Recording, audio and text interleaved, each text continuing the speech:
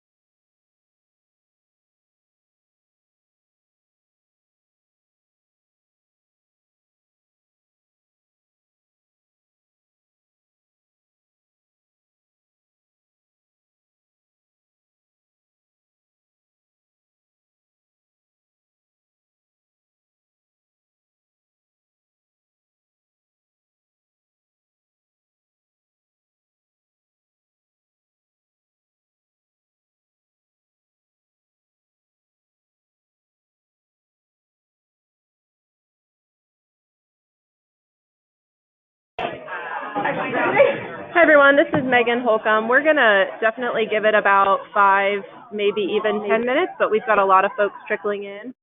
We have about 20 people online, so looking good, but lots of wiggle room in the agenda. So hold tight, grab a cup of coffee. Thanks.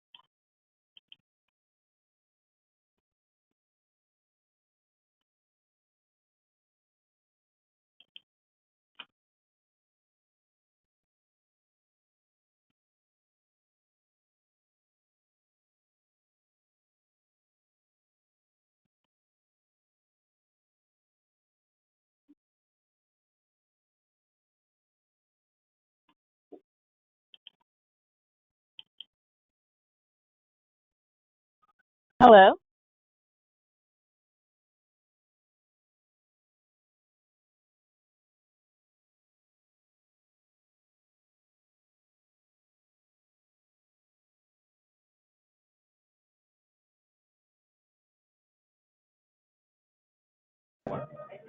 Hello to whoever said hello. We're gonna give it a few more minutes here. People are still settling in, saying hellos. I'm sure it's a large group.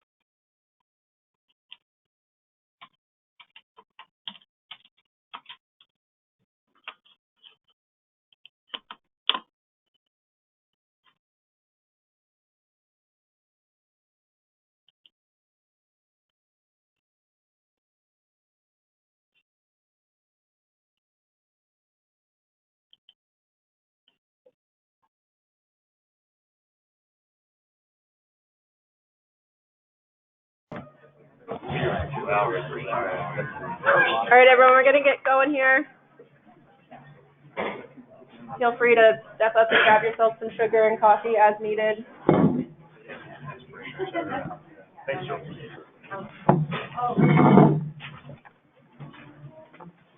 Is this hooked up here? Yes. Oh, hey. Awesome. We have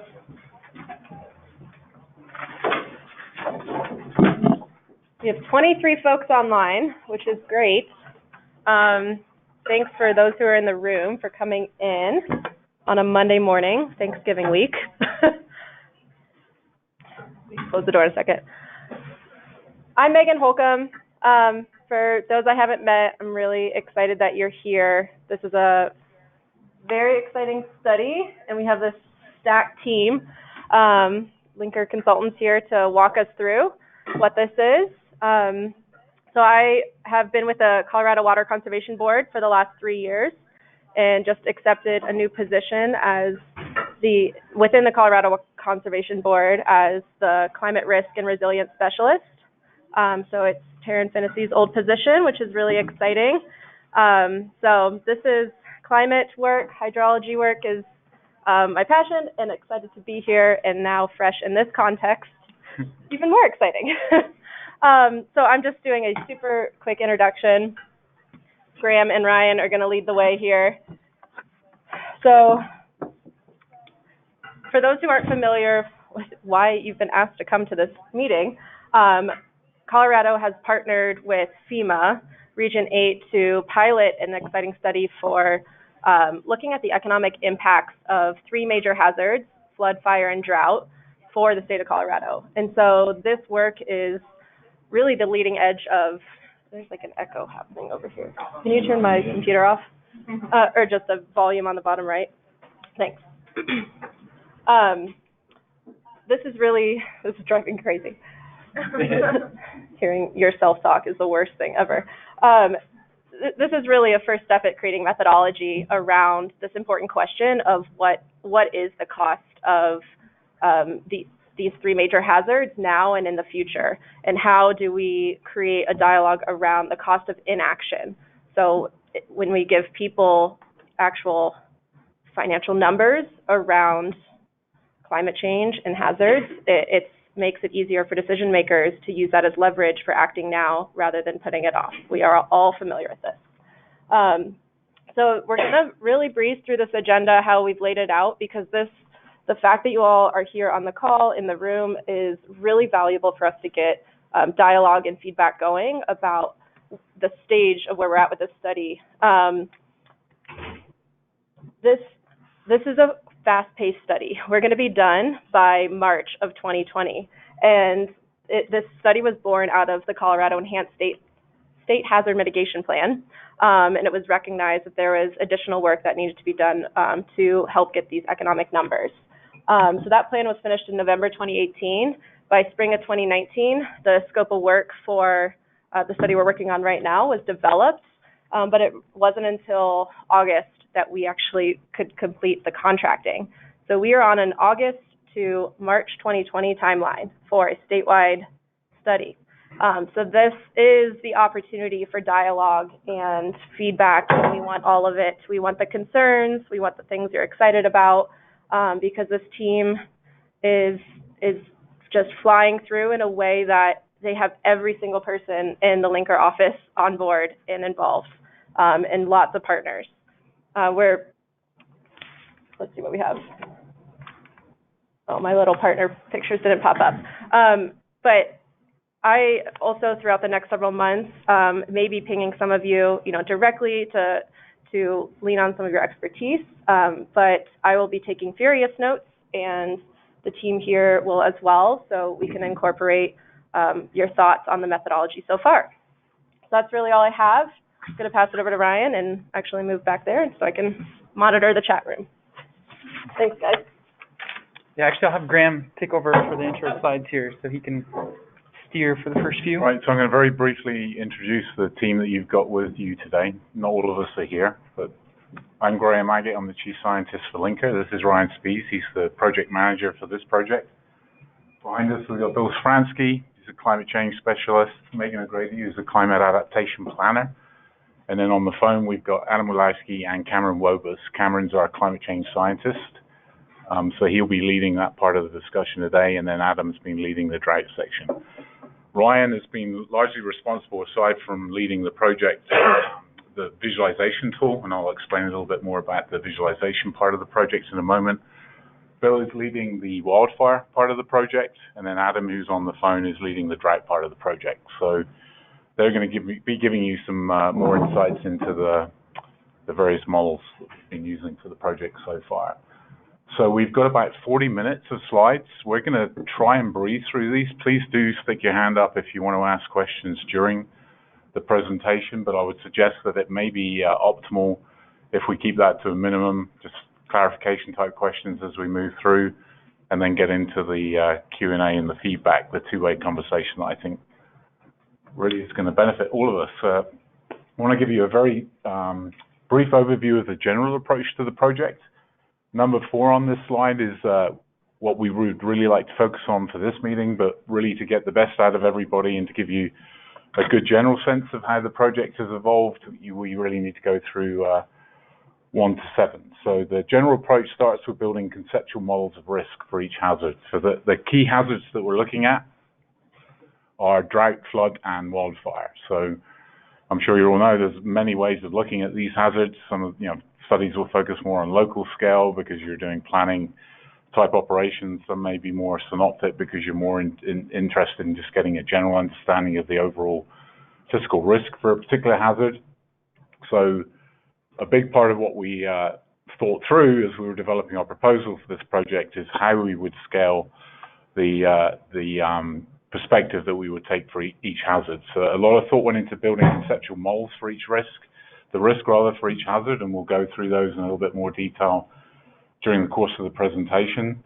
And then with that in mind, obviously a key part of the project is to gather the appropriate data, both on the hazard and the risk side. So the impacts that Colorado has suffered from each of these hazards previously, so that we can use that as a foundation to build risk models for future projections. And that then leads into number 3, which is to quantify those baseline risks. So this is looking at essentially a sort of hindcasting approach, looking at how much the state's been impacted by flood, drought, and wildfire.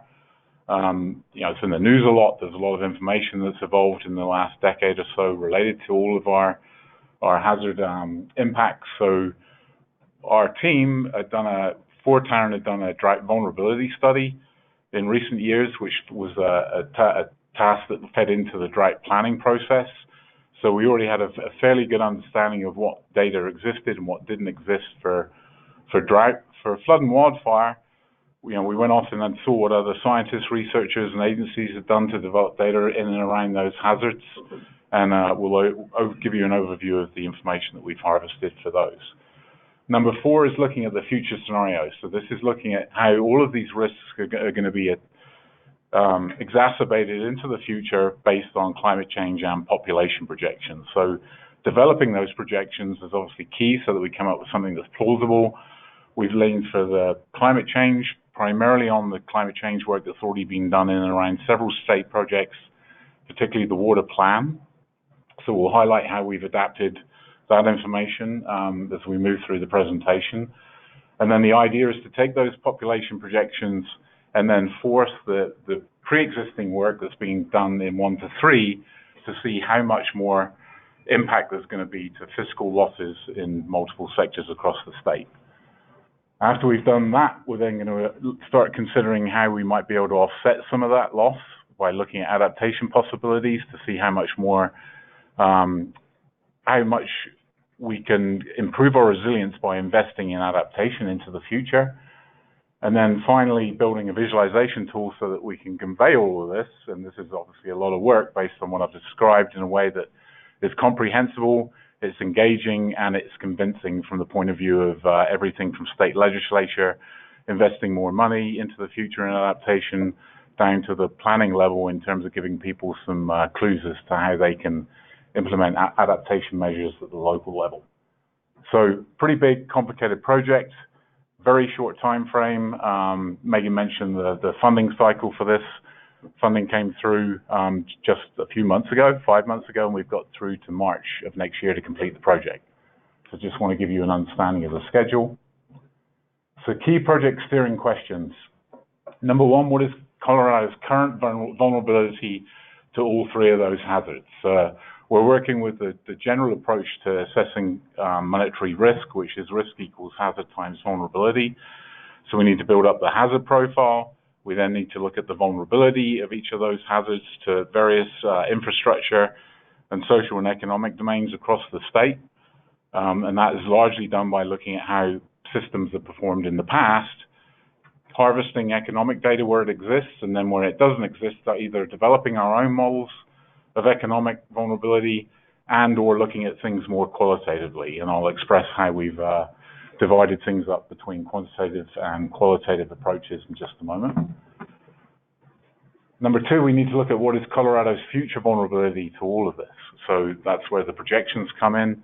Population projections are going to increase, we think, the vulnerability, just simply because there's going to be more people that are vulnerable. That implies the evolution of more infrastructure to support that burgeoning population, which is roughly doubling by 2050 by most accounts. And then seeing how that spread of more people on our landscape and the development of new infrastructure and economies is going to be vulnerable to potentially exacerbated hazards because of the climate change issue.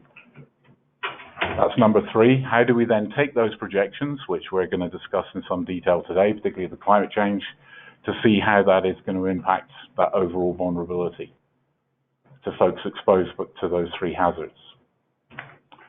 Looking at the impacts of these then requires us to take the physical models that we've set up and force them with these projections so that we can actually estimate losses.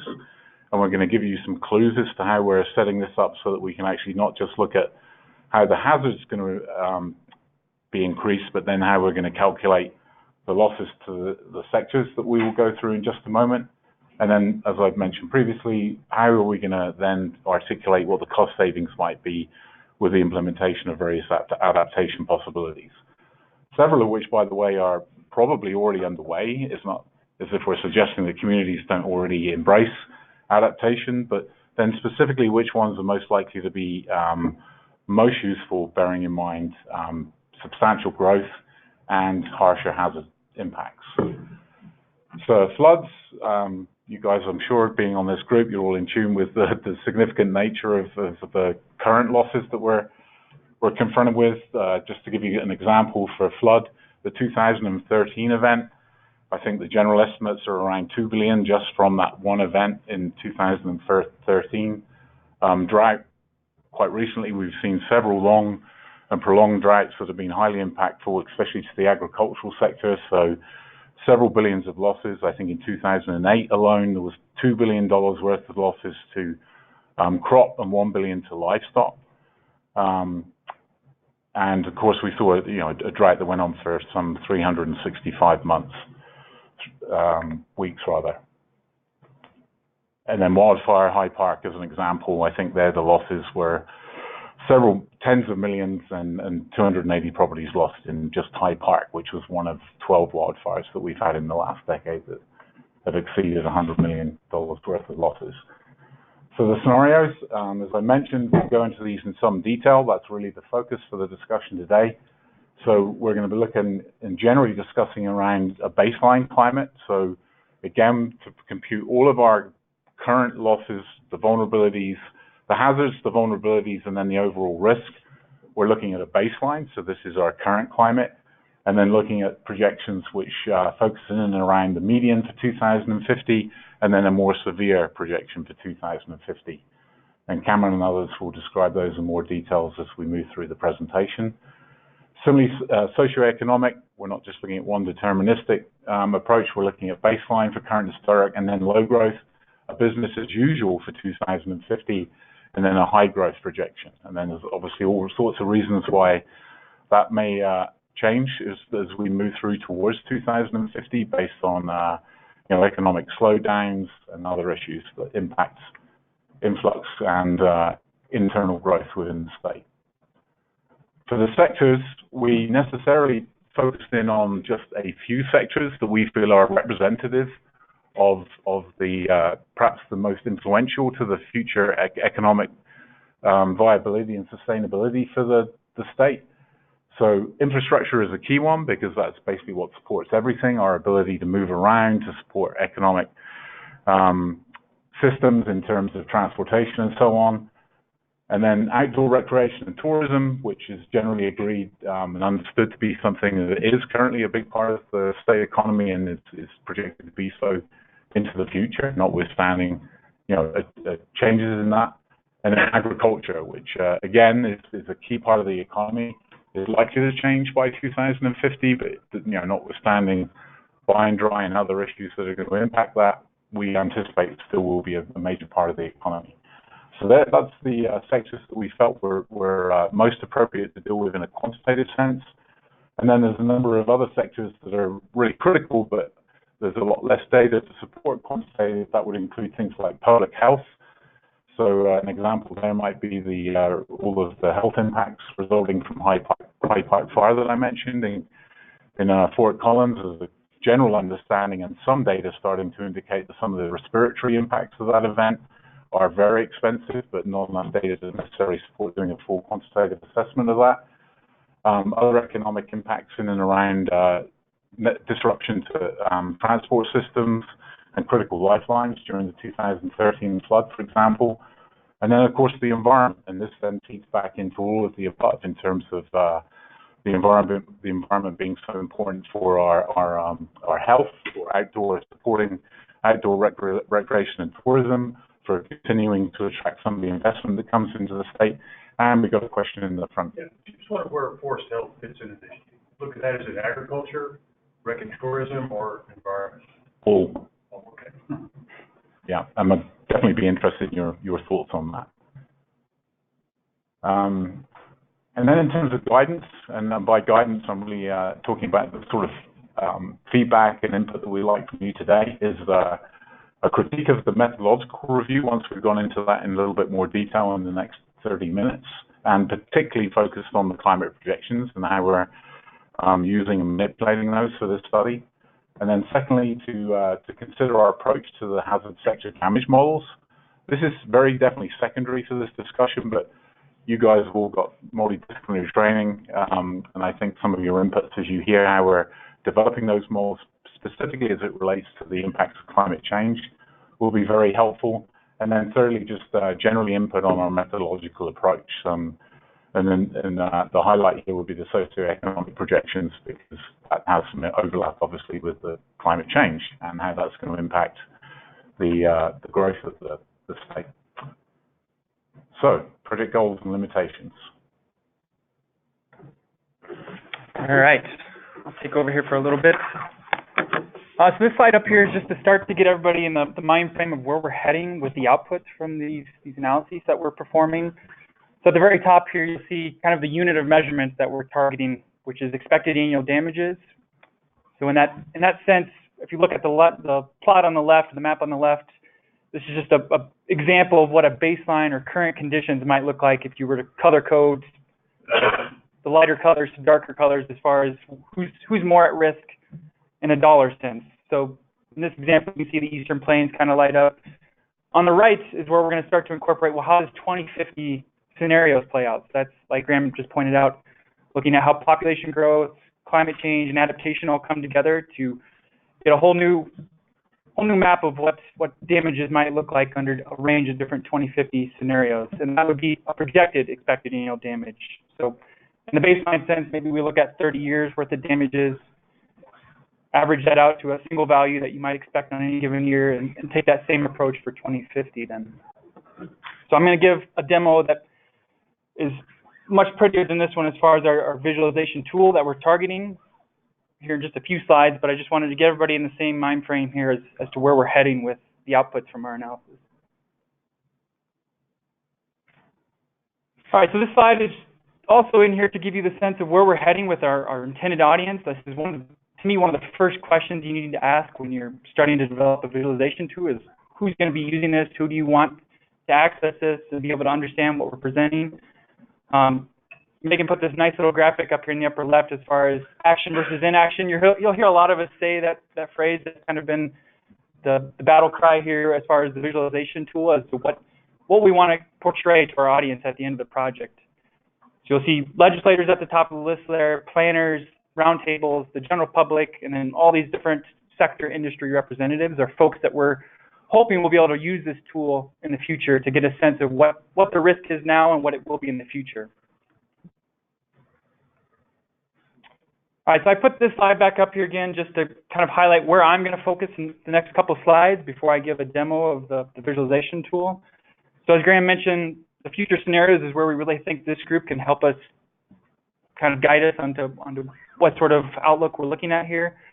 But I'm going to give you a quick rundown of what our modeling approach looks like as far as quantifying baseline and future risks.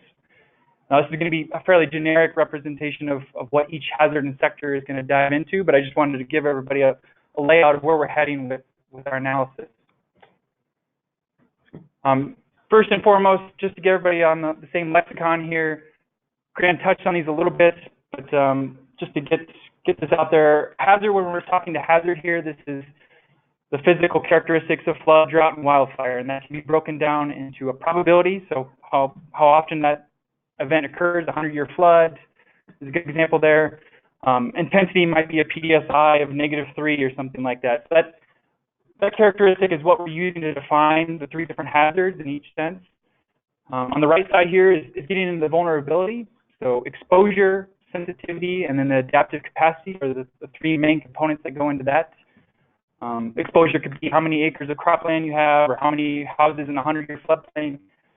So sensitivity or susceptibility is that asset's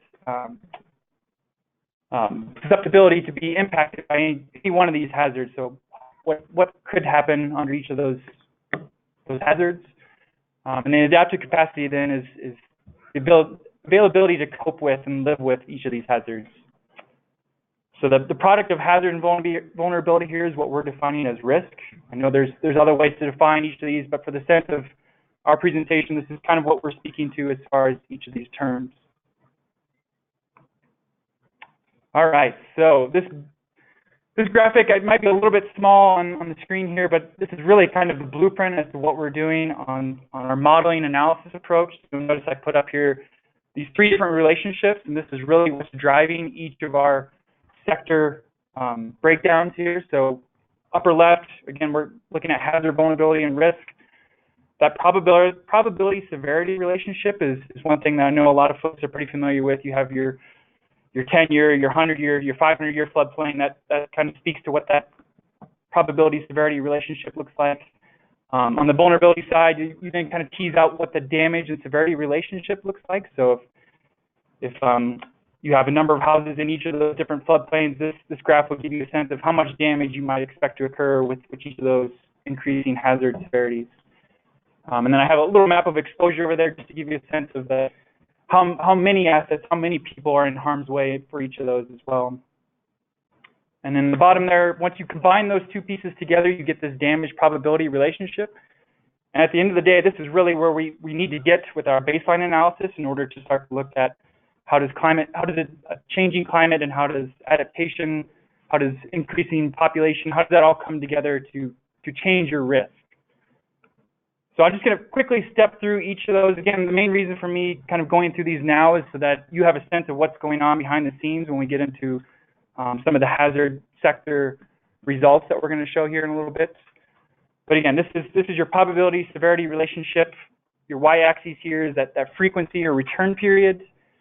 And then on the bottom, you have something like maybe your PDSI, your winter snow cover duration, burn intensity for wildfire. 100-year flood fits right in there as well. And you'll notice there's 2 lines on that plot. One representing baseline. That's something that we can use existing data to tease out how that relationship plays out, but then look at climate model outputs to develop what that looks like under future scenarios. So no rocket science here, just a pretty basic approach on that side of things. On the damage severity relationship, this is really getting into the impact data that Graham was speaking to. So on the y-axis here, we have our damage values. That would be something like reduced crop yields under drought conditions, building damages for flood and wildfire, and then reduced rec visits, for example, is a good one for the rec and tourism. And again, you have that same hazard severity on your x-axis. And if I turn on, whoops, it didn't turn on. I had another pop-up there. But anyway, on the exposure side of things, that's getting into the number of buildings in your floodplains. The WUI, the wildland-urban interface, is a term that a lot of folks use for the wildfire component. And then, again, just a couple other examples of crop acreage and a number of ski user visits. Yeah, and then pulling those all together, this is where that damage probability relationship stems from.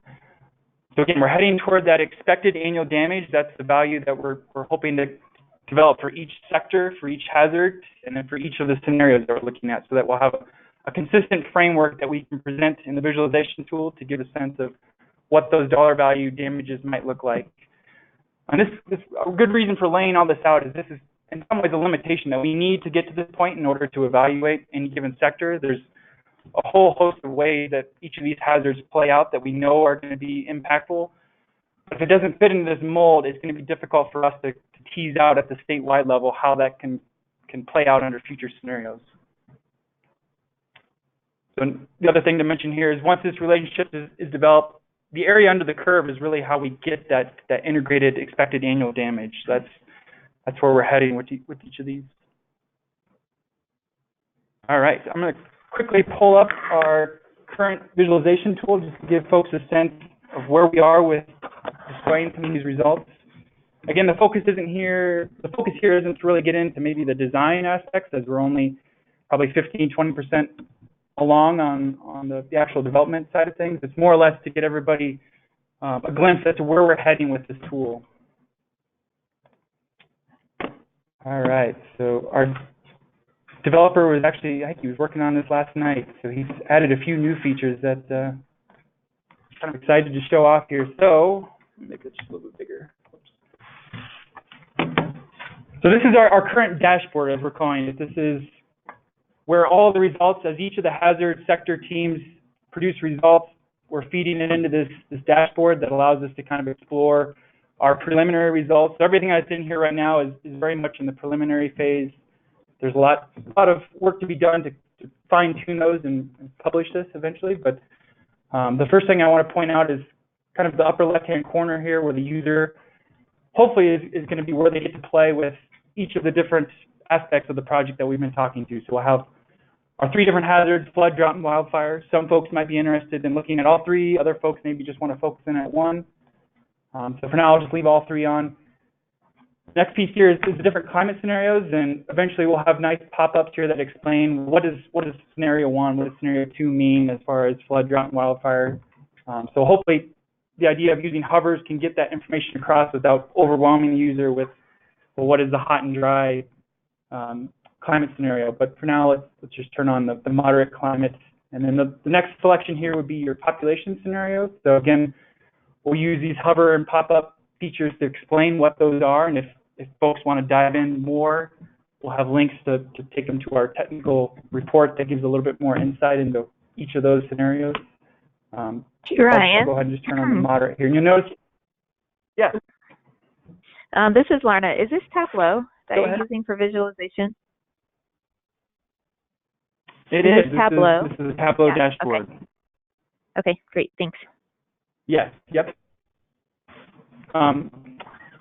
And I was just mentioning the technical report. The idea there is to kind of distill that into an online presence as well. So maybe using a whole portfolio of ArcGIS Online story maps as a way to give a lot of the background information without pointing people to a giant PDF report. So allowing the users to still be able to get to that information but not have to scroll through a giant report and get there. So we're going to blend the best of both worlds as far as using Tableau as our dashboard interface and some of the story map ArcGIS Online features for more of the data narrative and more of the descriptive components.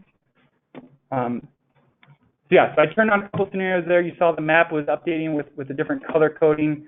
I'll turn on my legend right now. So what we're displaying at the top here is the statewide total dollar damage estimate under my selection here. So for all 3 hazards, under moderate climate, moderate population growth, on any given year in 2050, we're projecting $229 million in damage. So we'll have I think a lot of users will really latch on to that number, but in some cases we might want to display that in an easier to understand sense. Maybe if we display that in a per capita, that gives folks at the local level a little bit better idea of maybe what their county might experience. So $4,125 per capita for this local economy here.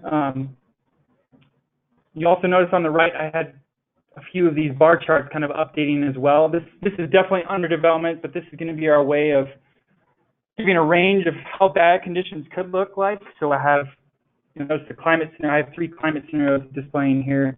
Again, this will just be a way that we're going to use dashboard widgets to get the information across as to baseline, moderate, and extreme conditions, what sort of range of damages you might expect. If I turn off my county, I just wanted to show one last thing. On the bottom here, we have different regions of the state outlined. And for some reason, only drought is showing up here. Let's turn this to flood. Oh, I have it. Let me reset things here real quick just so you can get a good sense of what that bottom chart is going to show. Quick question. Yeah. The per capita estimates, is that based on 2050 population projections? It is if you're looking at the baseline. If you change your population scenario, that per capita estimate gets updated with that 2050 population number. Okay. And the population... Yeah, no, that's something that we'll need to tease out exactly where that population number is coming from, because it's not going to be intuitive unless that... spreading that. Exactly. Yep.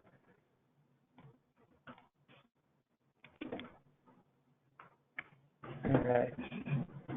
Yeah, for some reason our bubble plot at the bottom here isn't showing all 3 hazards. Anyway, I just wanted to get the point across that during the proposal phase, there's definitely some interest in displaying results at a regional level. We really focused in at the county level just because that seems to be where a lot of the impacts data, the resolution of the impacts data that's available, so it made sense to start there. But the bottom panel here is just us exploring ways of maybe we distill that into more of a regional sense so that folks can hone in on their region of interest as opposed to drilling down into the county level. But if this bottom part was working correctly, you should see 3 bubbles, 1 for flood, drought, and wildfire, to get a sense of Ryan, there's no each region of the state. There's no wildfire results or flood results for that population scenario yet. So you have your population you're right. at Sorry, 2. that's my bad. Yep. Yeah. Yep. Good call. There's Brad. He's been working on this. So there we go. Wildfire, you notice, is kind of blowing things out of the water right now for most regions of the state, which is something that, again, this is just preliminary results. We have a lot of refinement to get there, but yeah, Brad just pointed out we don't have everything filled in as far as results for each population scenario. So now that bottom bubble plot gives you a sense of across the state what is the most impactful of the 3 hazards within the sectors that we're looking at right now. Yeah. The numbers, when you hover over the bubble, there's numbers for each county. Is that dollars or is that? Yes. Will you, for folks online, will you repeat the question? Oh, yes. So the question was, when I hover over the bubble here, what are the numbers being displayed? And that right now, those are I think they're millions of dollars, since we're looking at the total loss. We're showing losses by total dollar damage value. So those right now are in millions of dollars, I believe. Yeah, that's a good example where we need to more explicitly lay out exactly what are those numbers. I think Megan and I had a conversation a week or 2 ago about maybe the numbers aren't really that important. Maybe we show a percentage of that region. So there's a few ideas floating around as to what should pop up when you hover on a bubble plot there.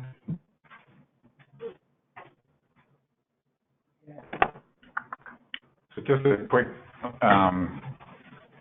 note on the visualization tool. So this is a critical part of the project. It was always laid out that way when Taryn and others developed this project, Megan, and it's really not meant and never will be meant to be a sophisticated data visualization tool, as in a bunch of scientists from NCAR getting around it to see, how the meteorological conditions might vary in 2050 and how that's likely to impact the flood modeling at a high resolution. The point is to be able to engage folks and give them a good understanding of things are changing, and this is how much they're going to change. So this might play out in the political domain in terms of encouraging investment, the educational domain perhaps more at the county scale so that counties see what they're most vulnerable to moving into the future and where they might want to spend their limited adaptation resources.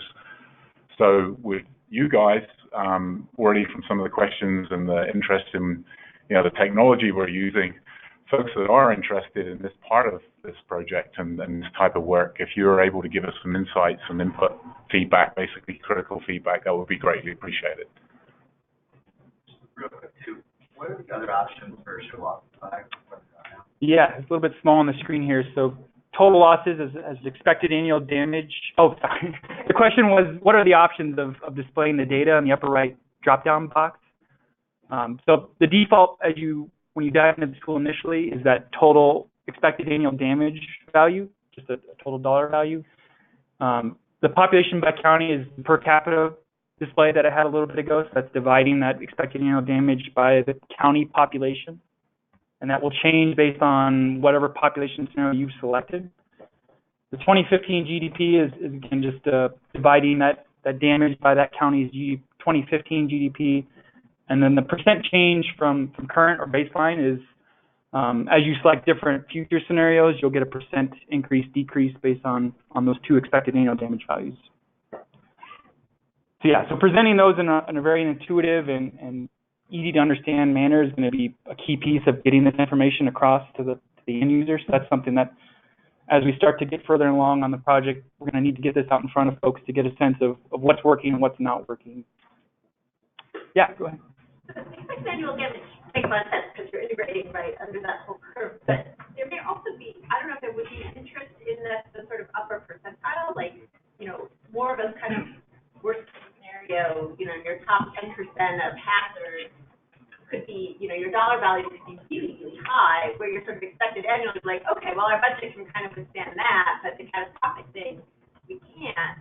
And so I'm just curious whether would be a way, I don't know if it would be in the visualization tool or within the report, to sort of understand what that kind of upper end of the curve looks like. Yeah, that's good. Yeah, so the question was asking, right now we're displaying expected annual damage, which is that area under that curve that I was showing earlier, but the idea was floated about displaying more of the upper end damage values that might break the bank for some local economies if the expected annual damage is kind of spreading those losses out over a period. Maybe the upper end values might be what local folks are really interested in. That's a good point.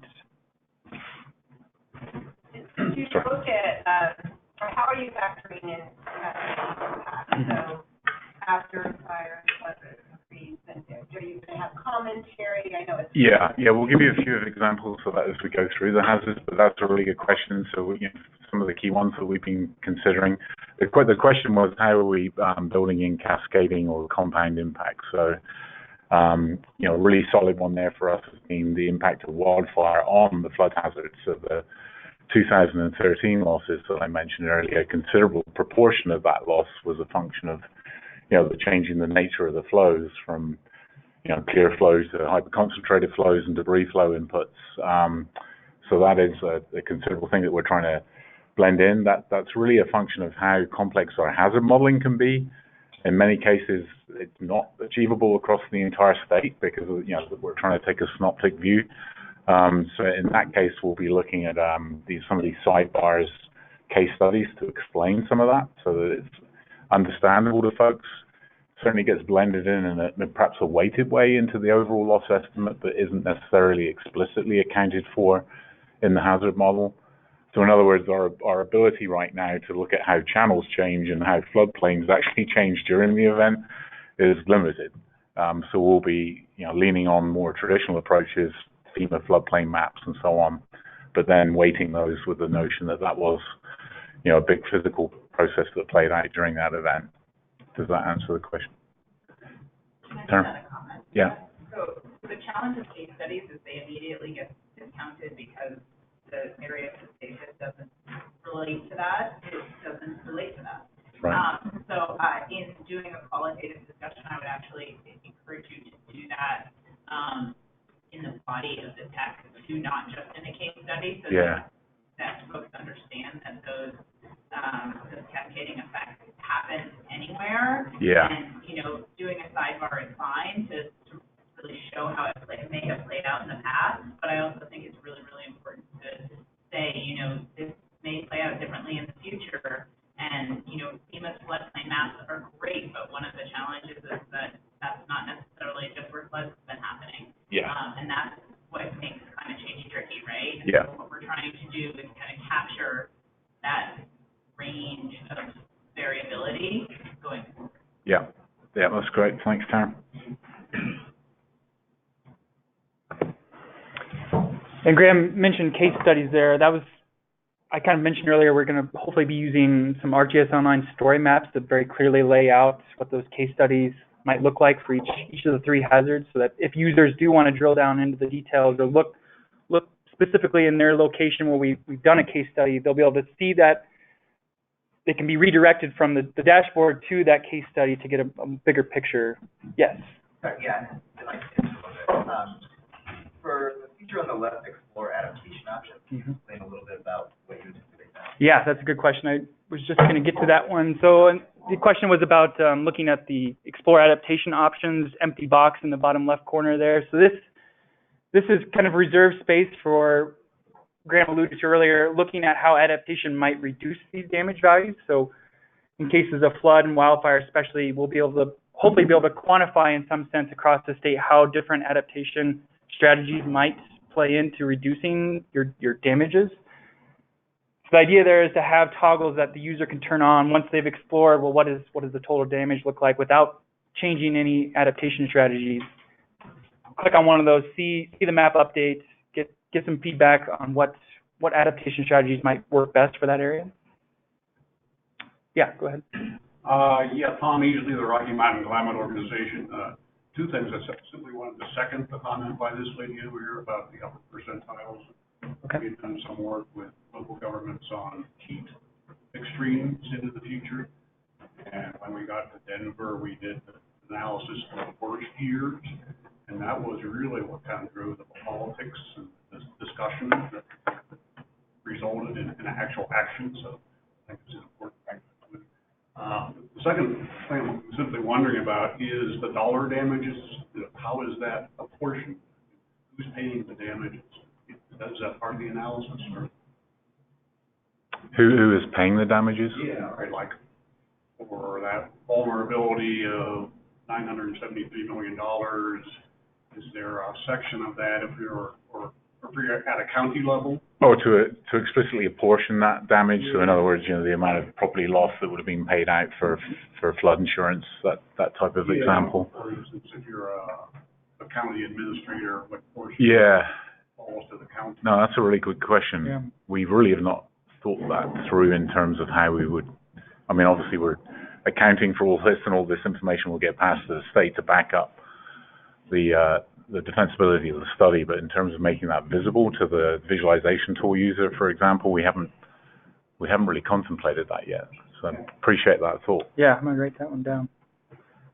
So the question was asking about how we might display who's paying for those dollar damage values that show up for each county and for the state, as far as is it insurance companies, is it the local taxpayer? So yeah, we'll have to brainstorm on that idea. That's a good one to bring up.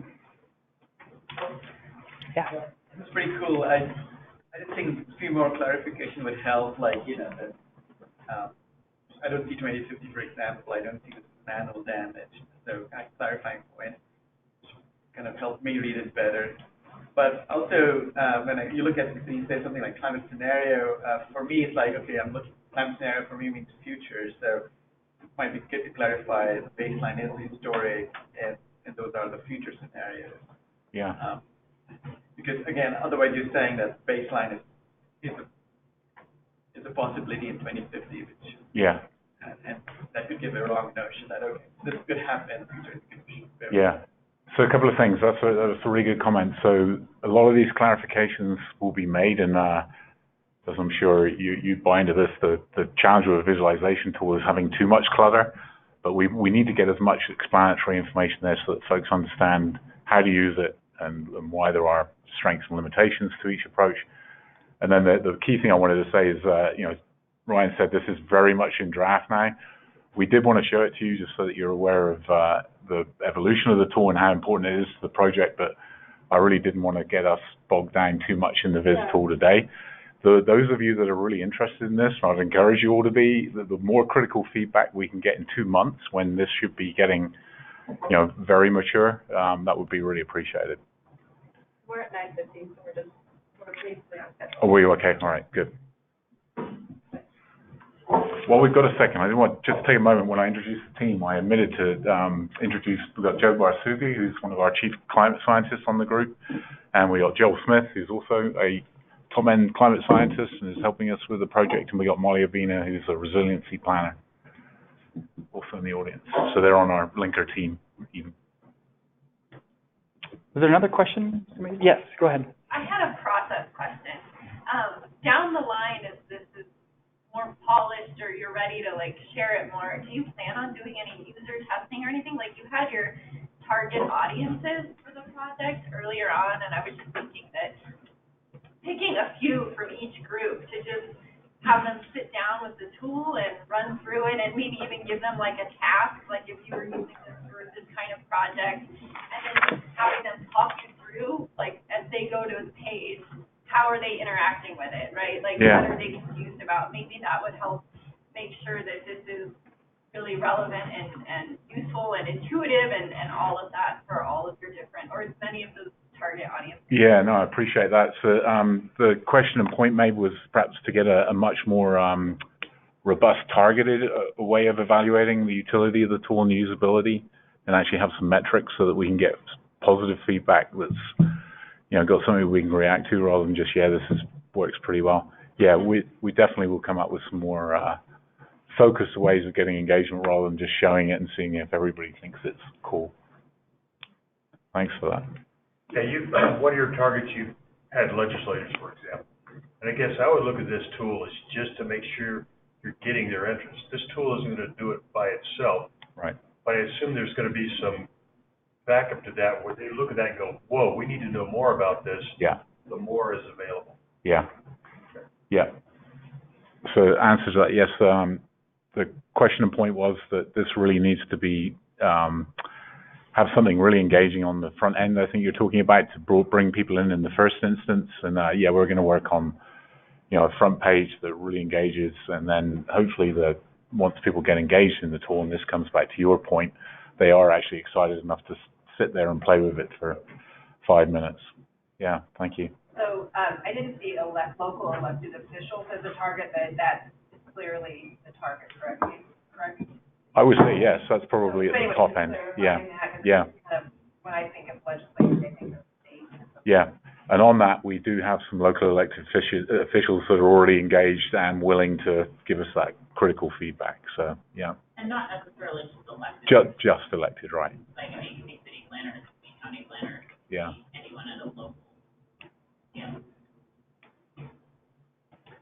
And then I think we should move on, but one thing I might add is we're going to have a nice landing page, that basically summarizes. I don't know if you have a slide for this or not, but we'll have a dashboard where you can go to frequent asked questions, you can go to more information about the study, and it'll be easy to flip back and forth between this tool that you see with that's displaying data and the actual information. So there will be a lot of links to more information, but one thing will be clear is when you get to the site, there will be who is this for? Who are we trying to speak to? So being very clear about that is an intention for the group.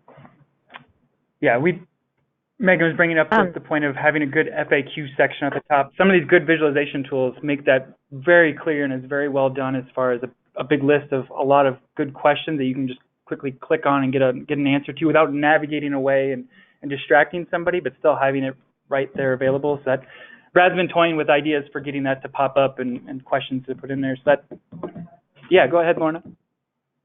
Yes. So one of the things I really like about Tableau is that you can export specific information. So as you guys are doing the user testing, I encourage you to also test out when people print this information off or export the data on what you think is most important and valuable in that part of the process, because I think that can be a really important, beyond the dashboard itself, that'll be a really important communication mechanism. And I could see, especially at the legislative higher level, people would, print that off and give it to their staff or whatnot to look at versus going right into the tool itself unless you have a computer easily accessible. Yeah, that's a good point. And then yeah. my other thought is it makes me really nervous to see a single number quantifying the cost of the risks.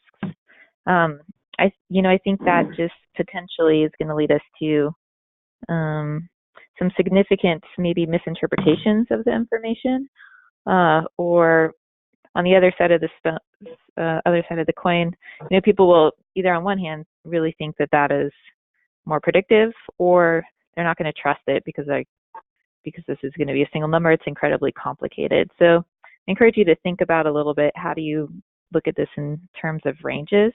And I know that complicates the situation, but I worry about people overusing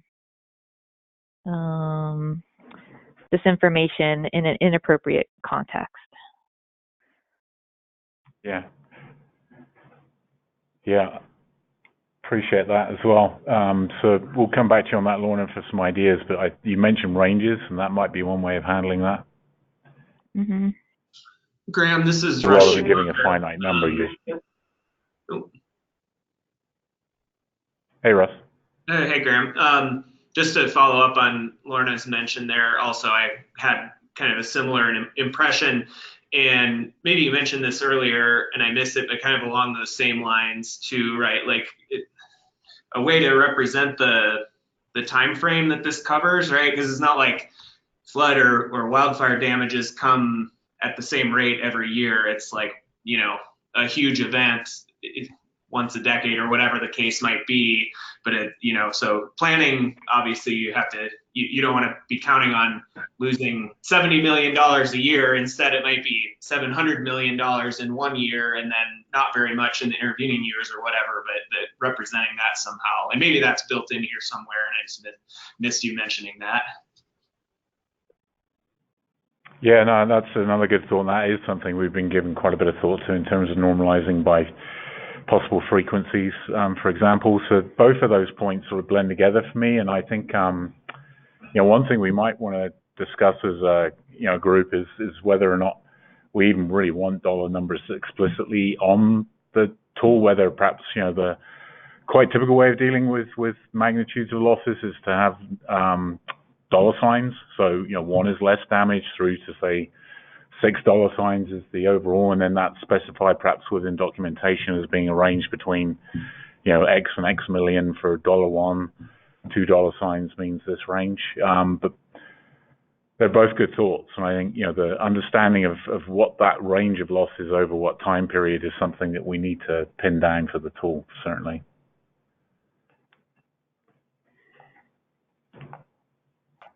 I think we might move on from the Viz tool now. We'll be able to get back. Sorry, go on. Oh, no, we can move on. I was getting signal to move on, so we're moving on. All right. Thanks, Lorna. So I'm going to have Bill Safransky chime in here to kind of outline the different climate scenarios that are outlined for the project. Bill's worked on quite a few of the state's climate change planning scenarios, so he can explain this pretty well. All right. Try and boil this down. Hey, everyone. So what I've got on the slide here now is a figure from the state water plan.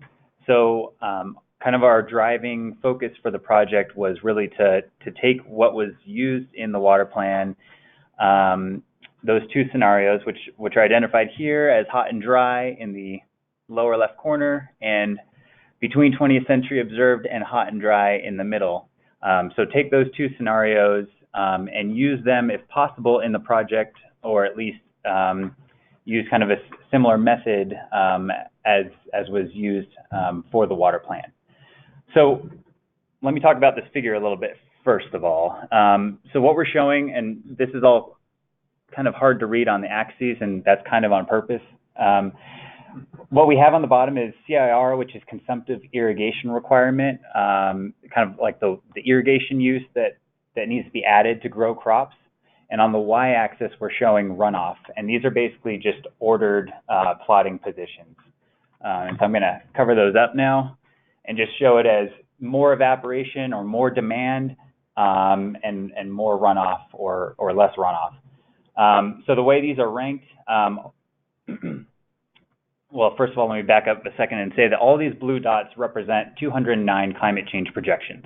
And so these represent both CMIP3 and CMIP5 scenarios, if you're familiar with that. And if not, they're just, climate change scenarios, a lot of them. Let's see here. So like I was saying, the lower left corner are our more severe climate change futures, our more severe climate projections, and the upper right corner are our less severe and more favorable climate projections. So basically what we're doing in following the state plans, we're taking kind of a median scenario, and then also taking a more severe scenario in that hot and dry. Are these statewide averages? These are, yeah, the question is, are these statewide averages? And the answer is yes. So these are, these projections in particular are U.S. Bureau of Reclamation model runs through the VIC model to then get output for runoff and CIR. And so these are statewide averages for the whole state. So diving into the development of these scenarios a little bit more, these really stem from trying to develop mini ensembles, and we call these pooled projections or aggregated projections. So what we have in these black and white kind of X patterns here are our 7 characteristic points. And so these 2 that I've highlighted are the ones that are used in the water plan. And from these characteristic points, we took 10 nearest neighbors and averaged those together to then come up with these mini ensembles. And so these are the 2 scenarios that we're focusing on, like I said, kind of a median scenario and a more severe scenario. And so in the water plan, like I said, these are focused on runoff and evaporative demand, and that works well for our drought scenarios, but for our different hazards, we might focus on different things. But the key takeaway here, we missed that slide. The key takeaway here is that we're focused on kind of a median scenario, a median 2050 scenario, and a more severe 2050 scenario. Yes. There's a question online from DK, if you can explain just briefly why the current conditions don't fall on the regression line. And does that speak to the robustness of the relationship? Sure. Okay. So the question is, why does the current conditions, they're shown closer to the upper right, not fall directly on the diagonal, I think? And I would say I don't really have a good answer for that, other than basically the current conditions has less evaporative demand than other than the scenarios do. So basically in the future we're seeing more temperature to less runoff than we are in the current conditions. I don't have a good answer otherwise for that though. Can I just jump in here too? Sure. So these climate scenarios have been presented to CTAG a couple of times in the lead up to the water plan. There are technical memos that describe the whole piece, and those can be shared with the group, I assume, if people want to dive into the details.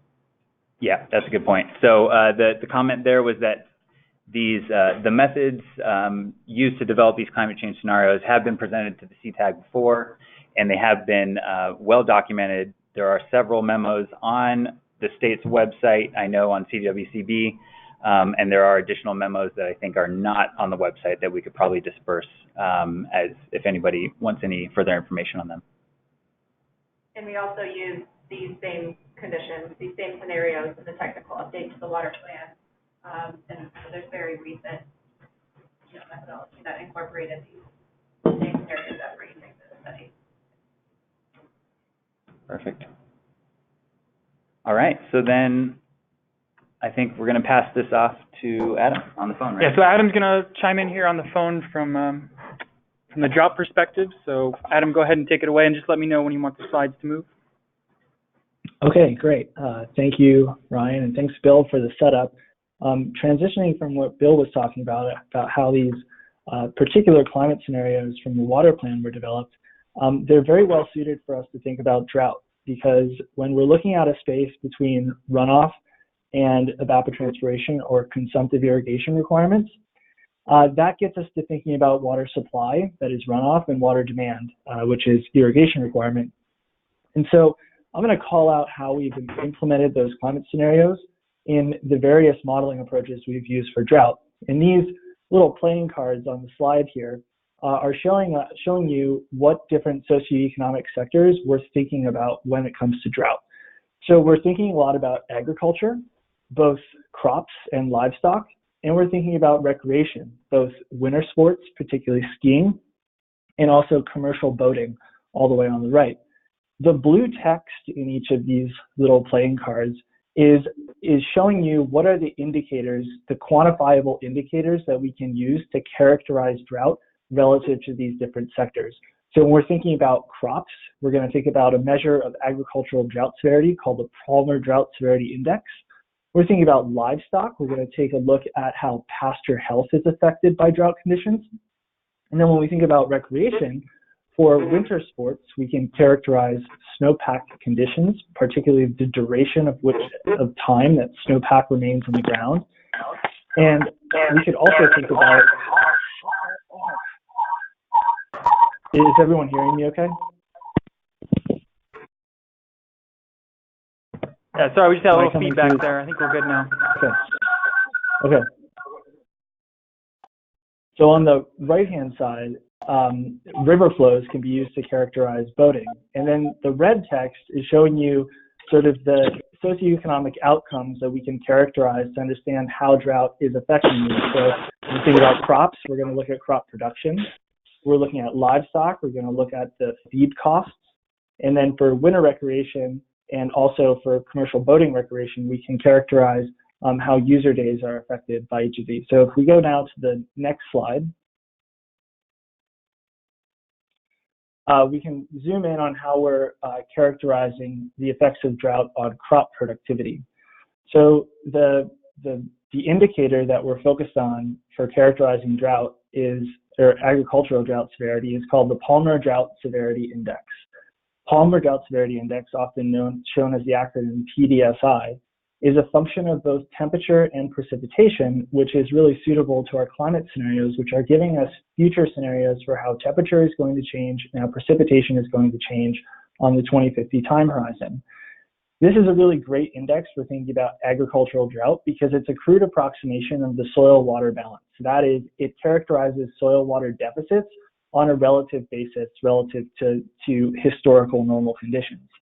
And the specific method we're using here is called the self-calibrated Palmer Drought Severity Index, which takes away a lot of the subjective decision making that go into determining parameter values behind this particular metric. And so we go now to the next slide. The way that we take this information then and use it in our modeling approach is that we've developed an empirical model. It's an econometric fixed effects model that's predicting crop production on the left-hand side of this equation as a function of Palmer Drought Severity Index, which is a monthly index of the soil water balance. It's also taking into account temperature and precipitation conditions during a particular month. And then there are what are called fixed effects for county and individual counties and individual years that just account for inherent variations both in space and time across the state and through time. And so this is a very convenient model because PDSI is our drought indicator of choice, and we can predict it into the future as we can with temperature and precipitation. So it allows us to be prognostic about predicting crop production into the future. And I'll just call out that this modeling work for crop production is being conducted collaboratively with Dr. Chris Gomans and Dr. Jesse Burkhart, who are two researchers at Colorado State University. They've been very helpful collaborators here. So if we go to the next slide now, we're going to shift our thinking over to how we're thinking about livestock and how we're modeling the impacts of drought on livestock. And it's important to call out that this is a really challenging problem. While the literature is quite rich with examples of great empirical studies about how drought impacts crops, it's really complicated when we get to thinking about how droughts will impact livestock. And that's because there are various market complexities that confound the relationship between meteorology or climate and livestock markets. Primarily, ranchers can make decisions to move, sell, or cull their herds, which makes things difficult to track through space and time. And then on top of that, the impacts to livestock markets are often lagged, long-lasting, and difficult to separate from other macroeconomic trends, such as a recession, for instance, in 2008. And so if we go to the next slide, the approach that we're taking is focusing on how pasture health is affected by drought conditions and how this in turn impacts the cost of feed for ranchers. And so these two maps that you're seeing now on your screen, on the left-hand side is 2001, which is a relatively wet year, and the colors are showing spatial variation in a metric called NDVI, which is a metric of landscape greenness. So the greener the colors, the greener the landscape, and the browner the colors, the browner the landscape, on average for the growing season for 2001. On the right-hand side is the same map, but showing spatial variations in landscape greenness for 2002, which we all know in Colorado is a very deep drought year. And so if we compare these images left to right and look particularly where these arrows are calling out, you can see that 2001 is visibly much greener than 2002, and these arrows are focused in a county, I believe it's just to the east of Weld County, where there's a lot of livestock production. And this greenness index is giving us an indication of how pasture health is varying from wet to dry years. And what we can do with this information is then understand what are the feed costs that ranchers need to take on in order to supplement the impacts on pasture health, because grazing is much cheaper than, say, shipping in hay or shipping in a grain-based feed. And so this is a first-order estimate of how the livestock economy will be impacted by drought. And so if we go to the next slide now, Ryan, we can see that getting back to our climate scenarios, NDVI on the y-axis in each of these plots, that's our measure of greenness that we were showing the spatial variations of in the previous slide. And on the x-axis now is the Palmer Drought Severity Index, which again is our drought metric that we're able to track spatially and then through time with our climate scenarios. And you can see that while the relationships are rough, in the 6 top cattle producing counties in Colorado, there is a positive relationship between PDSI and NDVI. So when PDSI goes negative, that indicates that there are deeper droughts and drier conditions. And you can see NDVI also goes down, indicating that the landscape is becoming less green and that pasture health is being affected. So these empirical relationships are setting the cornerstone for us to move all the way from variations in landscape greenness through drought intensity, and then understand and make some estimate of how drought will impact livestock through feed prices. So if we go to the next slide now, we're going to shift our thinking from agriculture over to recreation. So when we're thinking about how drought impacts winter recreation, the key indicator of drought, particularly snow drought that we're interested in, is snowpack duration. Snowpack duration here is defined as the period of time where the snow water equivalent of the snowpack is greater than 100 millimeters. So it's not just is there snow or no snow, it's is there enough snow on the ground in order to sustain winter recreation activities. We're able to simulate variations in snowpack through space and time across the state using a very simple snow model, particularly a temperature index model called Snow 17. This is convenient because we can force this model with temperature and precipitation data, which allows us to characterize historical variations in our snowpack and also use our climate scenarios to predict the future conditions of Colorado snowpack. So if we go to the next slide, what we're doing with this model is illustrated by these nice 2 plots here. So if we focus on the left here, what you're looking at is simulated snow conditions for 2011 at Eldora ski area. you can see that through time, day of season on the x-axis, we accumulate our snowpack, and then in the spring we ablate it. Now, the advantage of using a snow 17, which we're forcing again with temperature and precipitation, is that we can simulate the baseline historical condition, which is shown here as blue. And then when we apply our climate change scenarios, particularly the between and hot and dry climate change scenarios, you can see that the model results in a much early melting of the snowpack. And so the season length is truncated quite a bit. And so on the right-hand side here, we're plotting bar plot or box and whisker plots that are showing statewide average season lengths through each of our climate scenarios. So the baseline season length is north of 180 days, where we have greater than 100 millimeters of snow on the ground. As you move to the between and hot and dry scenarios, you can see, as maybe obvious when you have less precipitation and warmer temperatures, that the duration of the ski season is being truncated quite a bit. And so these variations in season length are laying the foundation for us to understand how changes in season length are going to be related to changes in visitation to the resorts. Quite simply, if you don't have snow on the ground, you can't ski. So the shorter the snow-covered duration, snow-covered season is, the fewer visitors that we're going to see at resorts, and then that cascades into a large economic impact. Go to the next slide. Hey, Adam, real quick, can we pause you there? We've got a couple questions. You want to start in the front? Of course, yeah. What's spatial resolution? The question is, what's the spatial resolution of the model? Of the snow model? Of the snow model? Yeah. Yep. The spatial resolution of the snow model, Snow 17, we're running it at individual points.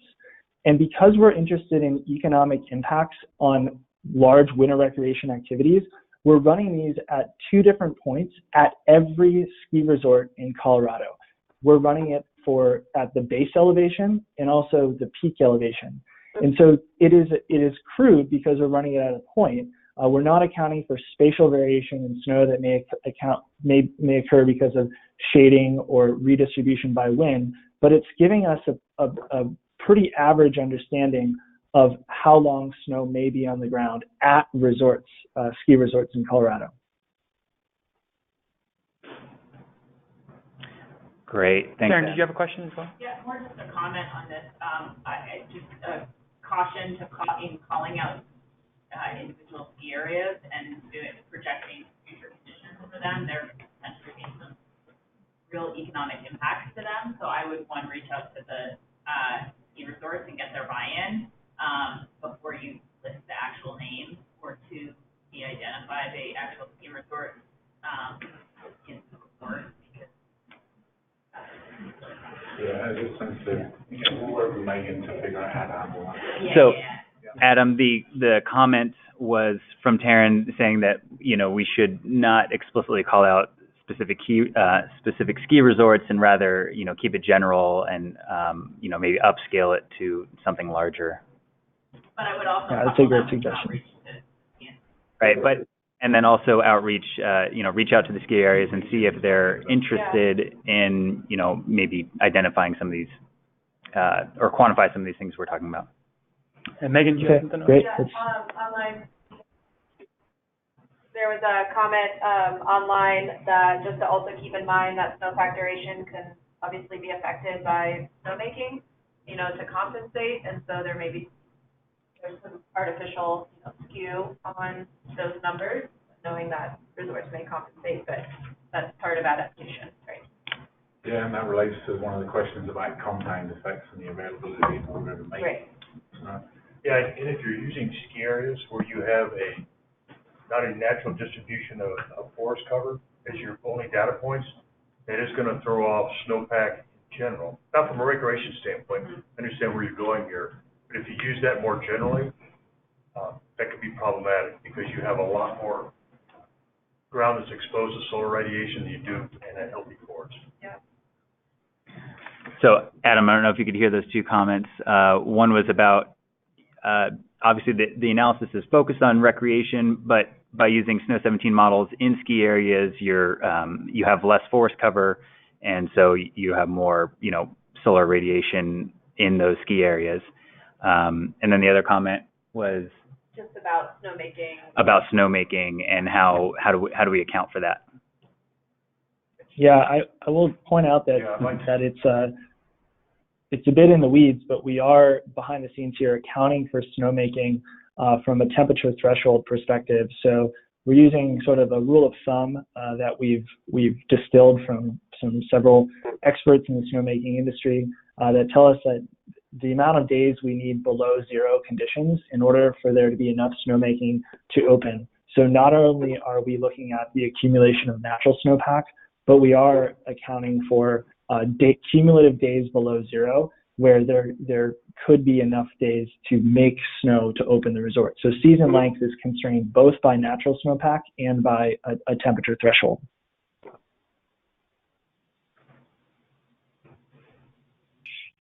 One more question. That's a critically important point. Sorry, I'm just jumping in. But I'm thinking about how we can use this science for other purposes. So if you're including snowmaking, then that's going to impact how people in the water, municipal and industrial, think about municipal industrial uses. So I think we need those caveats pretty easily accessible on the pages, particularly on the Tableau page. Does that make sense? Yes, that does make sense. Yeah, I think so. Yeah, definitely. I just wanted to come back to the question about healthy forests. You remember back at the beginning slide, we had it mentioned as a critical area of contemplation, but on the more qualitative side. And I think, this was another good example that you're pointing to where we need to be able to blend in the criticality of healthy forests on all of these vulnerabilities. I think this is going to be a challenge for us because it does cross almost every, if not all of the, the vulnerabilities, the hazards, and the sectors that we're looking at. So we're making a note on that. Another question in the audience here. I'm Diana Lane from the Nature Conservancy. Go back to the grading for a second.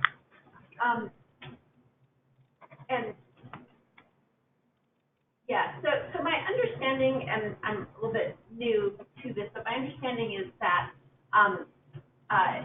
supplemental feeding during drought is kind of exactly the drought behavior that we don't want to promote in the grazing sector in terms of healthy grassland, because that's what leads to, more destruction of grass roots and so on during drought. And what you really want to incentivize is plant destocking, and that has shown to then enable, much faster and healthier recovery of grasslands post-drought. And I don't, have another, I understand kind of why you're doing this, but I'm just wondering if you can express it as, the kind of pounds of animal biomass that could be produced by the grass, which you could probably just take your sort of feed costs potentially, maybe express it in a different way, because if you're expressing it as feed costs, you're kind of suggesting that, like the expected response to drought in grazing land is supplemental feeding, which is, I think, not what you want to be promoting. Right. Point taken. I think, the challenge so far, and we're realizing that there is hardly any good work that's being done in this dimension of working out drought impacts to livestock and the vulnerabilities, and especially the fiscal analysis of what that is. So, Adam's really come up with a model in the first instance that gives us just some sense of historical impacts so we can take that forward and project out future impacts. But you're raising the point that this creates a problem when we're putting out, when we're trying to deal with the adaptation side of it, we might be setting things up to go in a direction that isn't necessarily the best for certainly for the environment, it sounds like, and then possibly even for the sustainability of the industry. Yeah. Yeah, I think you also have to factor in, destocking comes with significant long-term impacts. Yeah. Economic impacts and genetic loss to farmers, and so that's usually kind of a last resort. Yeah. And so which is why they buy feed. And so I think we need to, I think it's good to kind of weigh out both of those, but I also think we need to kind of put it in context of what is industry practice now and why is that industry practice. Yeah. Because ranchers haven't recovered from the 2001 drought when they had to destock, even though covered, and so I think it's a trade-off. So you just need to be careful not to be prescriptive with the practices that we're promoting. Yeah. That may have economic impact. Yeah. I think just real quick to let Adam chime in on what some of the units are behind the feed cost. Adam, do you want to kind of touch on what's going into the units of feed that drive the feed cost? Yeah, so right now it's super primitive. We're doing a weight exchange from the cost or how much weight in grain do we need to supplement the lost weight due to drought in pasture productivity. We're going to refine this by drawing caloric equivalents. So if you have a certain herd size, we can do the math as to what the caloric feed demand is to supply that herd size at full health. And so that allows us to then say we're losing so many calories of pasture nutrients, and so we need to supplement that with calories of either shipped in hay or feed cost, which will be a more expensive option. And so thanks for bringing up the comments about not wanting to promote unsustainable activities. That was not our intention, and rather this simple mass balance or calorie balance between understanding the feed from pasture versus feed from grain. This is just sort of the first order approach that we could take to actually wrap our heads around the cost to livestock operations, and critically something that we could then project into the future. There are so many more market complexities that are going to confound this, but again, I just want to highlight this as first order, first step forward, and really ripe for refinement. So I appreciate all of the comments. I think she was in the back. Yeah, go ahead. I'm going to get you back again to the agricultural production the model. I'm just curious, what is that metric of crop production and what risks is that at? Is that for county level, USDA stats? Yeah, it's like that. And which crops, I guess, are they crops that are currently there? Yes, Adam, do you want to explain a little bit behind the scenes on the crop model as far as what the spatial units are and the unit of production that's driving the model? Spatial resolution and crop types was the key focus of the question. Of course. So I'll start with the crop types. We're focused on the major commodity crops that are relevant here in Colorado, and that's corn, wheat, hay, and sorghum. Potatoes are a pretty big chunk of the pie, but unfortunately, data on potato production is relatively limited. The data that we're using to characterize crop production is coming from the USDA NASS database. They report crop production levels for major commodity crops at the county level, and production units vary by commodity, but it essentially comes down to a mass. So how many pounds or tons of commodity crop X come out of county Y? So those data are reported annually. So the temporal scale is annually, the spatial scale is county, and the spatial domain of the model that we built in order to pull out the relationships between drought and crop production is the entire Western United States. So not just Colorado, but everything in between, from Colorado all the way to California. And that's the data that are going in to build the regression model. Once we've built that model, then we can explore how it operates just here in Colorado.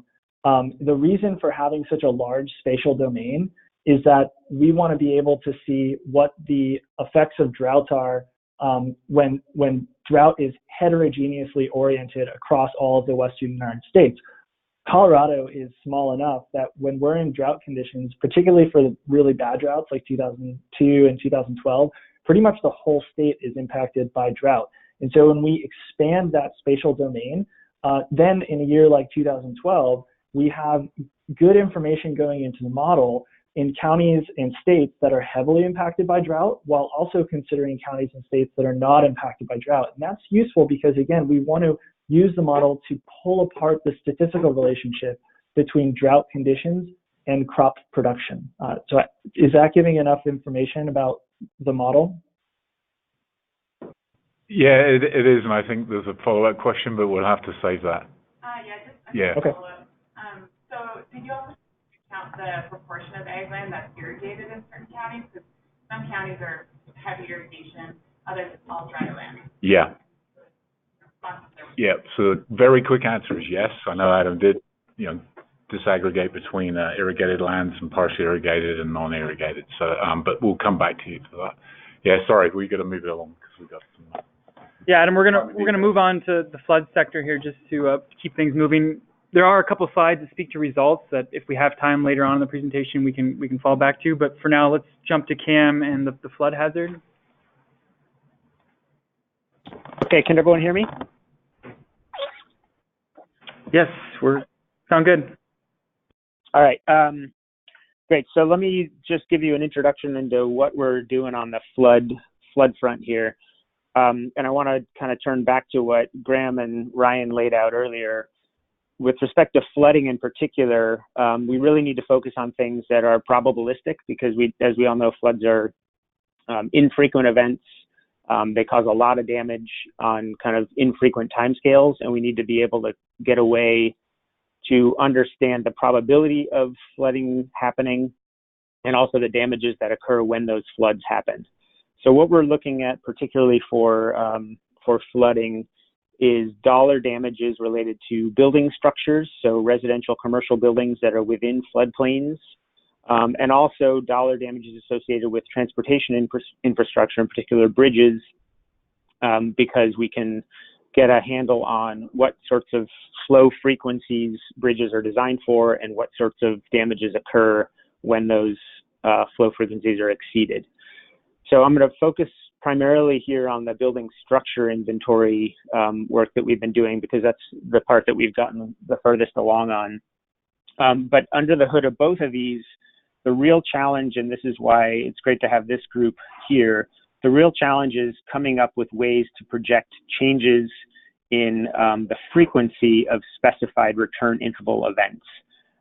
It's very easy to look at lots of studies that describe how precipitation is projected to change across the state of Colorado, and there's a lot of information on that. But ultimately, what we really need to get to is changes in flow, which means that we need some sort of a hydrologic model or some way of assuming how hydrology changes when precipitation itself changes. And I'll get into the details in a little bit about the data sets we're using right now, and also kind of pick people's brains about what other data sets we might be able to bring to bear to look at this. But under the hood of the flood modeling approach is kind of these three steps that I want to walk through from left to right. These are supposed to be animated, but we'll just focus your attention on the leftmost slide first. So at a statewide level, what we have is we have information on, can we go back a slide?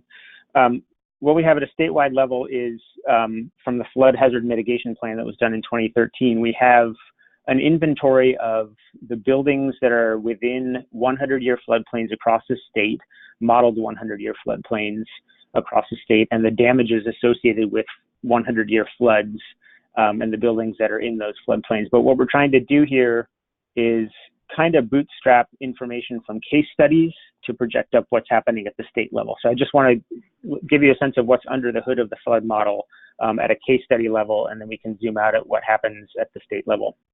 What we're doing is we're calculating at an individual building level, we're calculating the flood depth for each property at each recurrence interval. So this is just a snapshot of what's going on in this particular case in Logan County, where we can basically take modeled floodplains from the 10-year all the way up to the 500-year event, and we can calculate the depth of flow at each one of those events.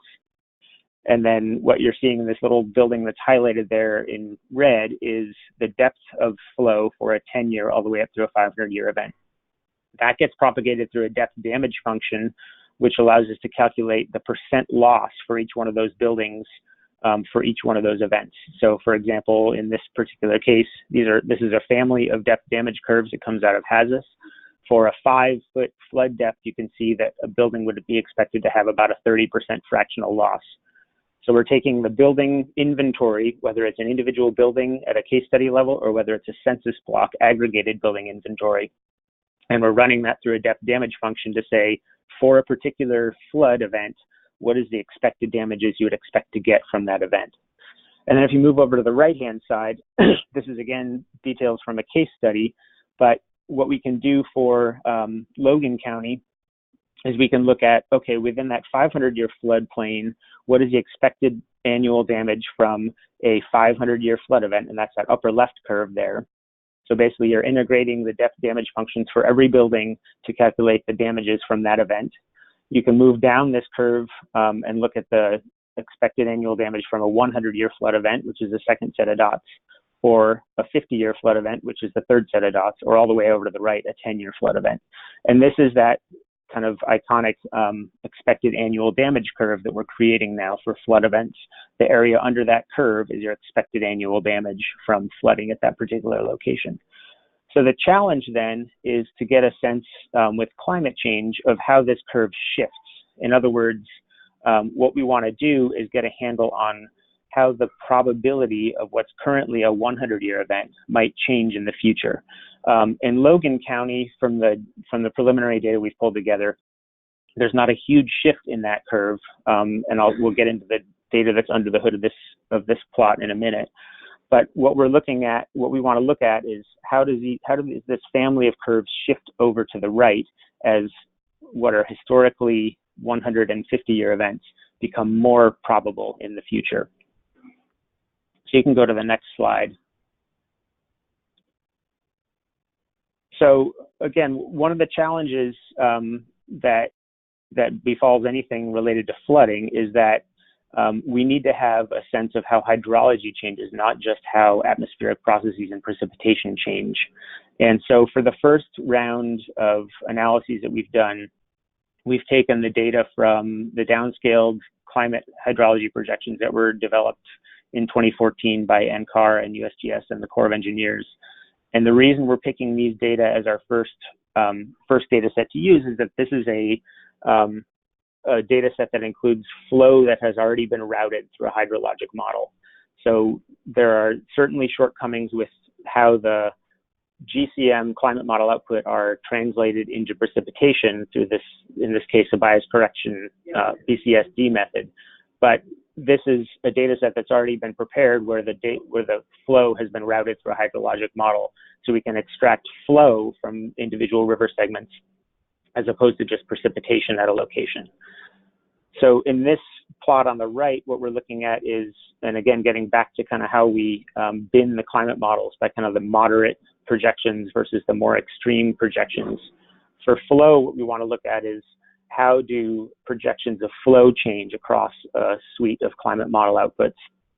And what I've highlighted here is there's basically 58 projections here from the flow data, and we're picking out a middle range, which is the dots that are highlighted in green, and a more extreme future, which is the dots highlighted in red. We earlier looked at the data from the Colorado Water Plan, where the variables of interest were runoff and consumptive irrigation requirements. For flooding, the only variable we really care about is flow.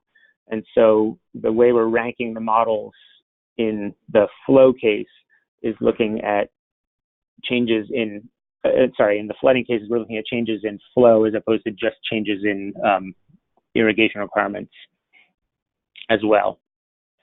So again, we're pulling out, in this particular case, data from this already routed flow data from the NCAR and USGS modeling, and we're looking at how those changes in extreme flows might change in the future. So you can go to the next slide. At a statewide level, I mentioned earlier, there's already a pretty good data set pulled together from the Flood Hazard Mitigation Plan in 2013, where the expected annual damages from 100-year events has already been tabulated at a county level. And this is sort of our baseline projection from that data that's already been collected. what we're looking at on the right-hand side is projected changes in flow. And in this particular case, it's the frequency of 1% annual exceedance probability events based on the climate model output from those downscaled hydrology projections. And what you're seeing here now is a change in the frequency of the baseline 100-year event as you're moving from 2015 to 2050.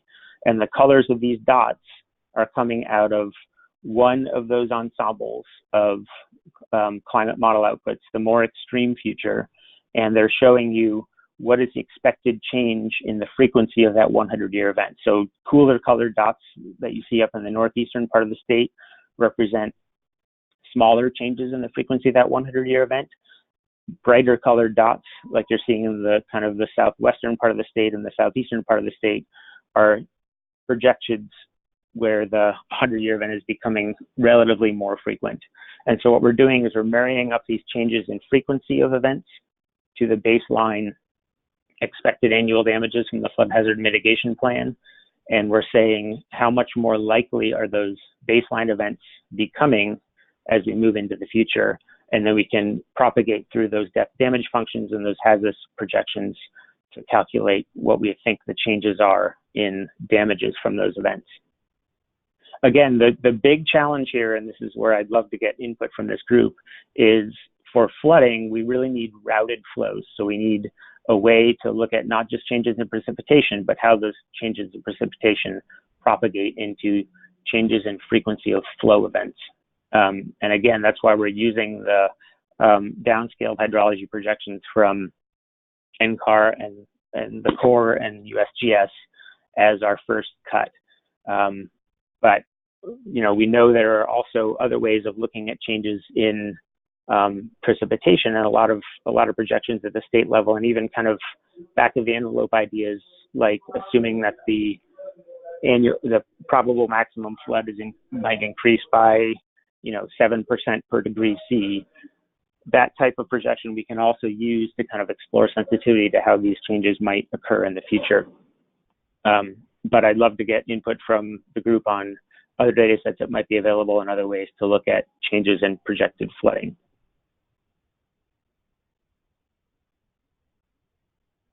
So I think that's sort of a summary of where we are. And again, ultimately, this will all feed into the data visualization tool, where we'll be able to look at taking those statewide outputs that came out of the flood hazard mitigation plan and looking at how those statewide outputs might change through time. But then we really envision a lot of sidebars that kind of illustrate at a case study level, when you look at individual properties and you look at individual places where multiple floodplains have been mapped, how might those damages change through time at that case study level? And in particular, those case studies will allow us to look in more detail at how adaptation actions might change those outcomes in the future. Because, for example, where we have individual building footprints and we have multiple floodplains mapped, we can start looking at, okay, what would it cost to, elevate those homes or move those homes out of the floodplain, and how much would that adaptation action cost relative to the dollar savings in terms of expected annual damages. So for flooding, we're really looking at a state level, at a very coarse level, and then we'll have a lot more detail in these case studies to be able to look at individual buildings, individual adaptation actions. The other thing that I didn't mention is these sorts of compounding effects that Graham and Ryan have already alluded to. For example, after a wildfire, how much more does flood damage end up being? Those are the types of things that we're going to discuss more qualitatively, so that we can acknowledge that these things are happening, but those are much, much harder things to put into a probabilistic framework in terms of what's the probability of there being an extreme rain event after a wildfire. The other one that is very difficult to look at probabilistically is channel migration zones. We know that in the 2013 floods, for example, there was a lot of channel avulsions that caused, complete decimation of homes, particularly in the mountain valleys where, debris flows and channel migration zones took houses out. Those, again, are very hard things to express probabilistically. What is the probability of a channel migration happening? But we do need to pay attention to them and at least describe them in qualitative terms and in case study terms so that we can understand how those things might be expected to play out in the future. So I'll stop there and see if people have questions.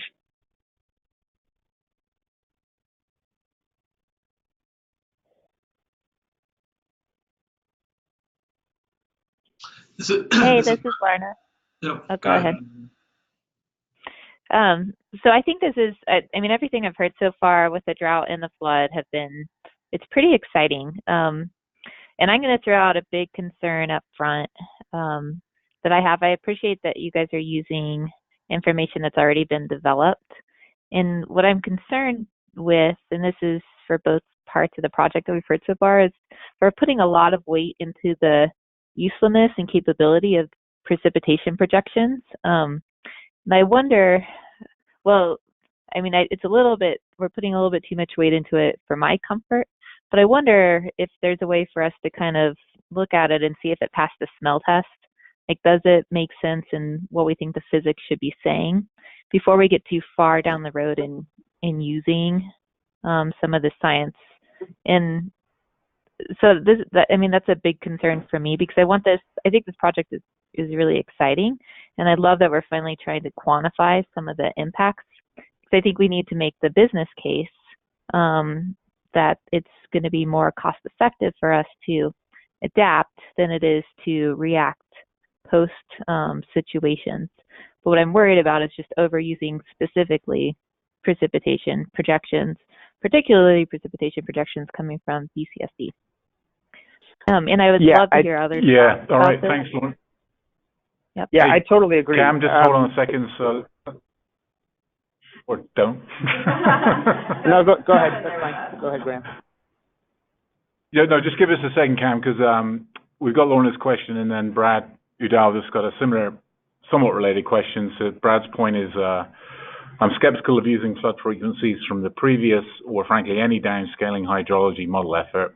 At this point, we don't know what portion of natural variability to see X ensembles are sampling. So both questions are generally in the same vein, I think. And, you know, the point that I'll make, and Cam's going to jump in and give us some details, but, you know, the challenge for this whole project was trying to come up with hazard models that we felt were appropriate to take forward, combine with the vulnerabilities as understood from previous impacts, and then do the multiplier to be able to come up with sensible estimates of losses right now, but that could then be sensibly forced by both climate change and population projections. So that has really been the key challenge for the project, and I feel like both of you are raising, you know, that general point. So can build on that, and then, you know, probably we'll take a break and then perhaps come back to this conversation after we've had a break in a few minutes. So go ahead, Cam. Yeah, so I mean, I totally agree, and I'm going to echo what Graham said. We need to, first of all, we need to have data sets that are readily available and out there. And so that's why we've so far gone to the downscaled hydrology projections. Totally agree. There are all sorts of problems with BCSD. There are problems with LOCA. There's problems with all of these methods. But for this, you know, for this first cut that I've gone through here, I've used those data because they're readily available and they are easily extractable to pull out extremes. And we have published on this a couple times, so it's not like we're coming completely out of left field. The other thing I'll say is that as we move forward, kind of as we build the infrastructure for each of these models, and remember we're only about 3 months into this project right now, as we kind of build up our impact models, we can very easily ingest other projections as they become available, or even kind of rule of thumbs that, you know, the state is already talking about. So for example, you know, the Dam Safety Board has already come up with the proposed approach of using just a 7% per degree change in the probable maximum precipitation. That's, you know, based in sound atmospheric physics, which is basically saying, you know, the atmosphere can hold this much more water per degree C.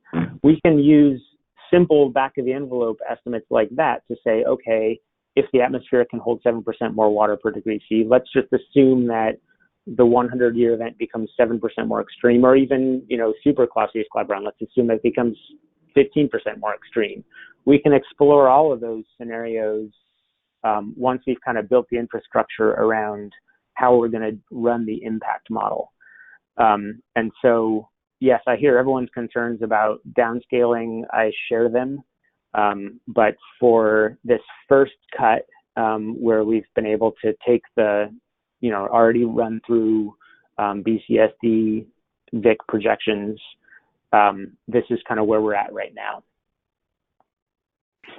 Cam, I appreciate that. And what I'm worried about is not getting through the first cut, because I think the first cut is going to be great. What I'm worried about is that once people see information for the first time, they hold on to it, so then coming back and saying, well, we're really going to use a rule of thumb because that makes more sense, then it's going to potentially build distrust with climate science and this methodology and this project and everything associated with it.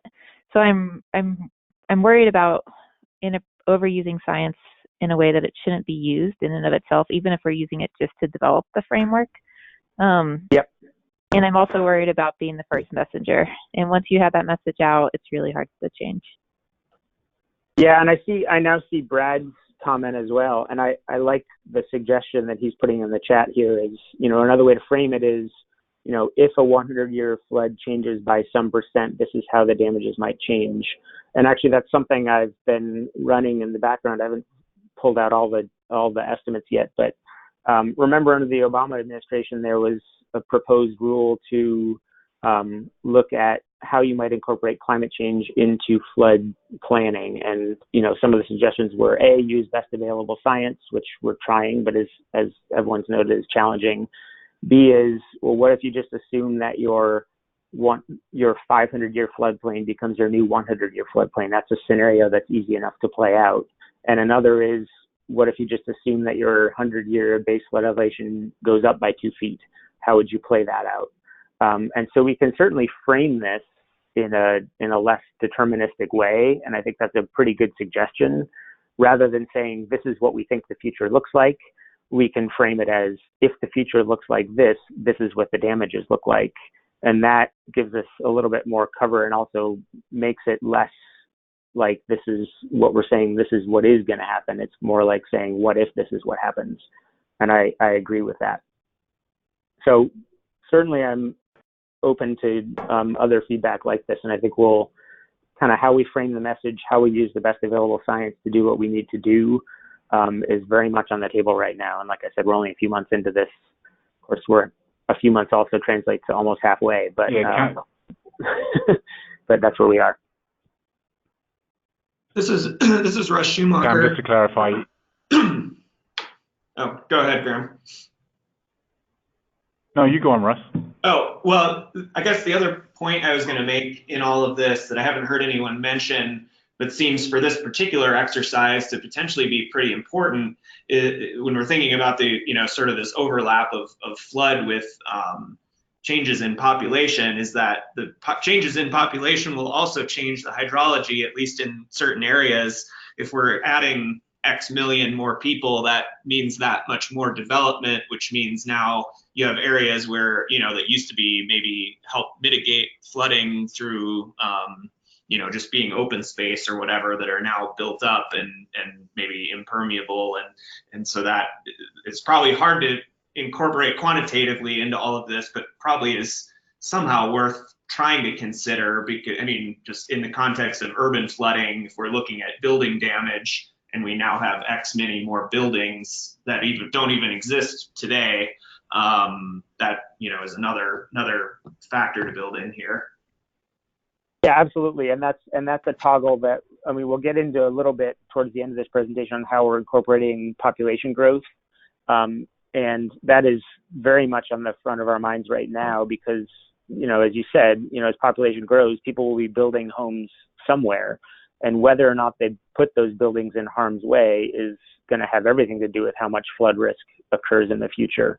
So we are thinking about ways of looking at, spatially explicit population growth and looking at alternative population growth scenarios of let's see what the future looks like if we restrict development in floodplains. Let's see what the future looks like if we don't restrict development in floodplains. And that's very much something that we're going to be looking at. And in many cases might have more of an impact on the particularly flood and wildfire damages than the climate change projections might. Just because, again, the climate change projections are very uncertain, particularly with respect to precipitation. Yeah, I think Joel Smith's got a response to Brad's point, I think. I'm just making a general observation. So first, by the way, Kim, actually that rule was actually promulgated by Obama and then reversed, and then Trump rescinded it. So it actually was related.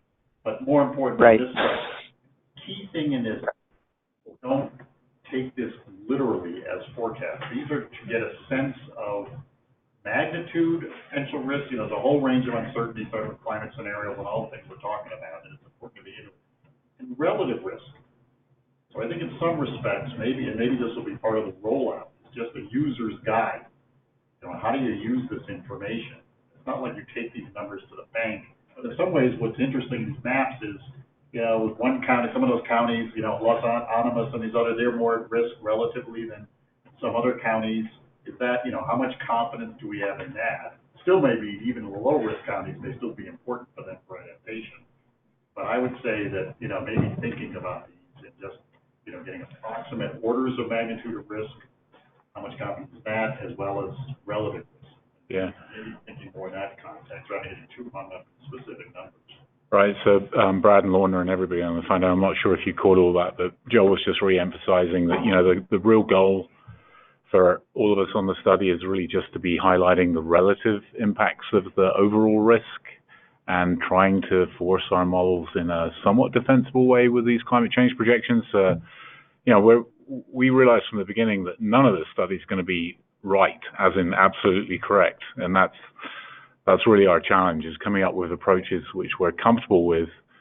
And then I guess at the end it's going to be how we articulate the results and how it's presented so that folks recognize that it's just trying to get the message over in a somewhat defensible way, a plausible way that we can all stand behind. And as Cam points out, will be an open enough framework that the results will improve over time as things like climate change projections get better and we're more confident that we can drive a hazard model with those projections. Do you want a break now for? I think we had one more question in the audience before we head out. Yeah. Take a break. Thanks. I just want to, second that point.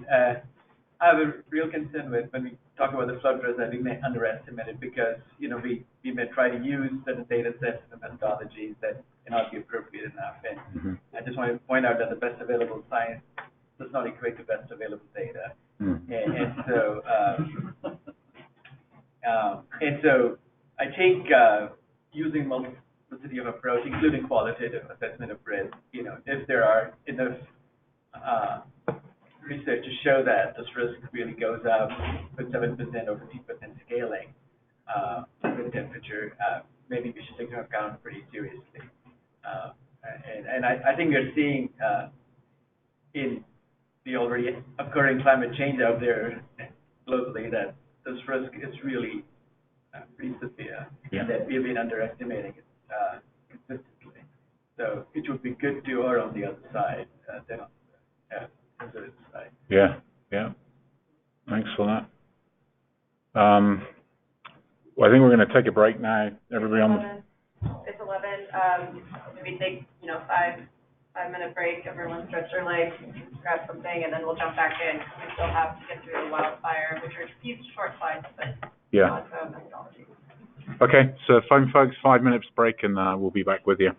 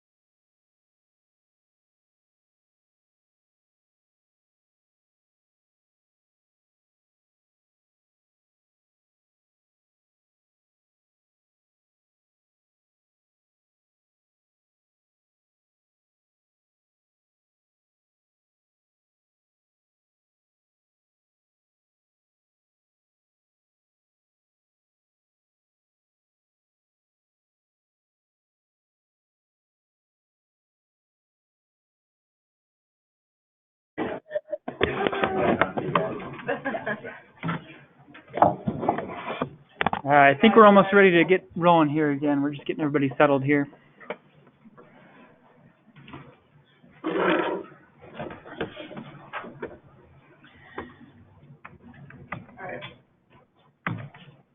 All right, should we get started? Okay, so we're going to step into our final hazard, wildfire here.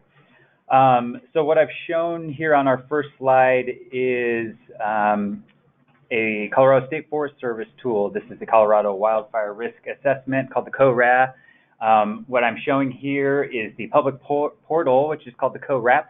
And I've got the URL down there, so check it out. It's a really cool tool, and it was recently updated. And so the reason I'm showing this is that, you know, as everybody has kind of alluded to already, this is a short turnaround on this project. You know, we've been working on it, you know, a few short months, and we only have a few short months left to go forward. So for the wildfire hazard, we're really relying on the modeling framework that the State Forest Service has already developed, and we're utilizing these modeling tools to project our changes going into the future. So we're working with the Forest Service as well as TechnoSilva, which is the modeling group that really ran the models. And we have the building structures up here as well, because that's really the focus, our vulnerability sector focus for this hazard. So stepping into our climate scenarios, the main meteorological driver for the baseline model is this INCEP reanalysis data set 1988 to 2017. So that 30-year historical data set is then being used to drive the model and simulate some of those burn probabilities.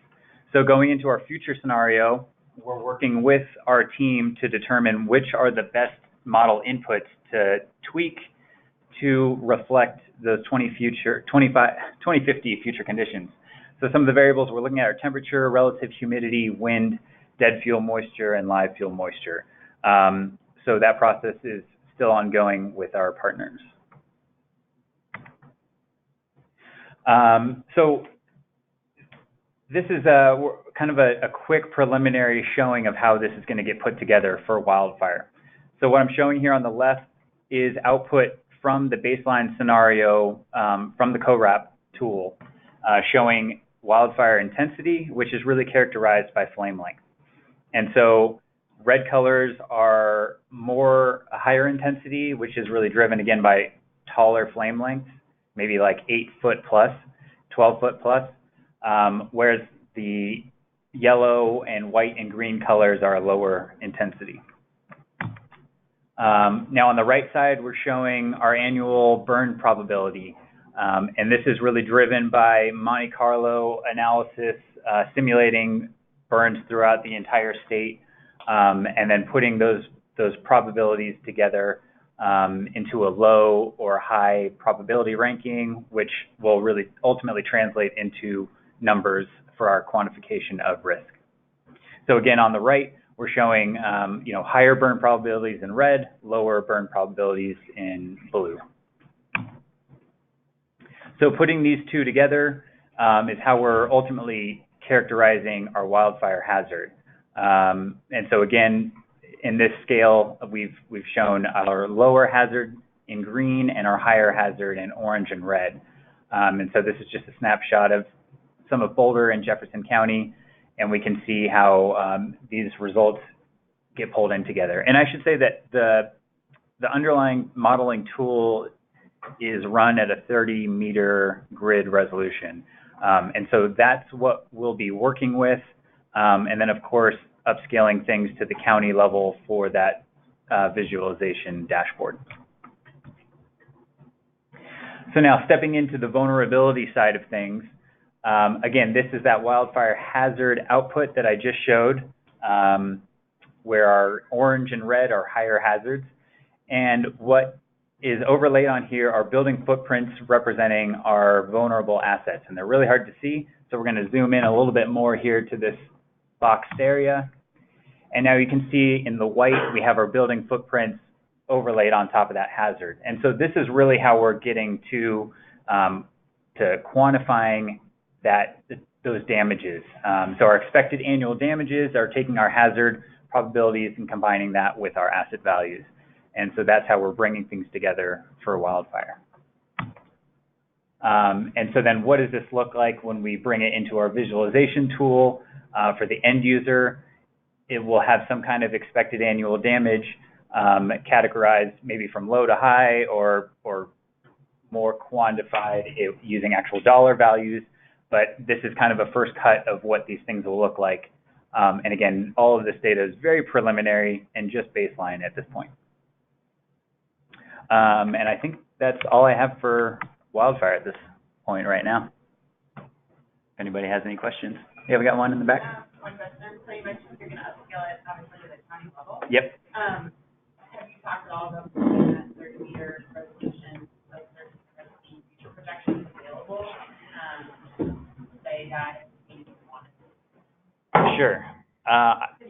Yeah. So the question was stating that the model grid resolution is at 30 meters. So are we going to be able to make that 30-meter resolution available for the future 2050 data sets? And I would say that we haven't really had a conversation about that yet.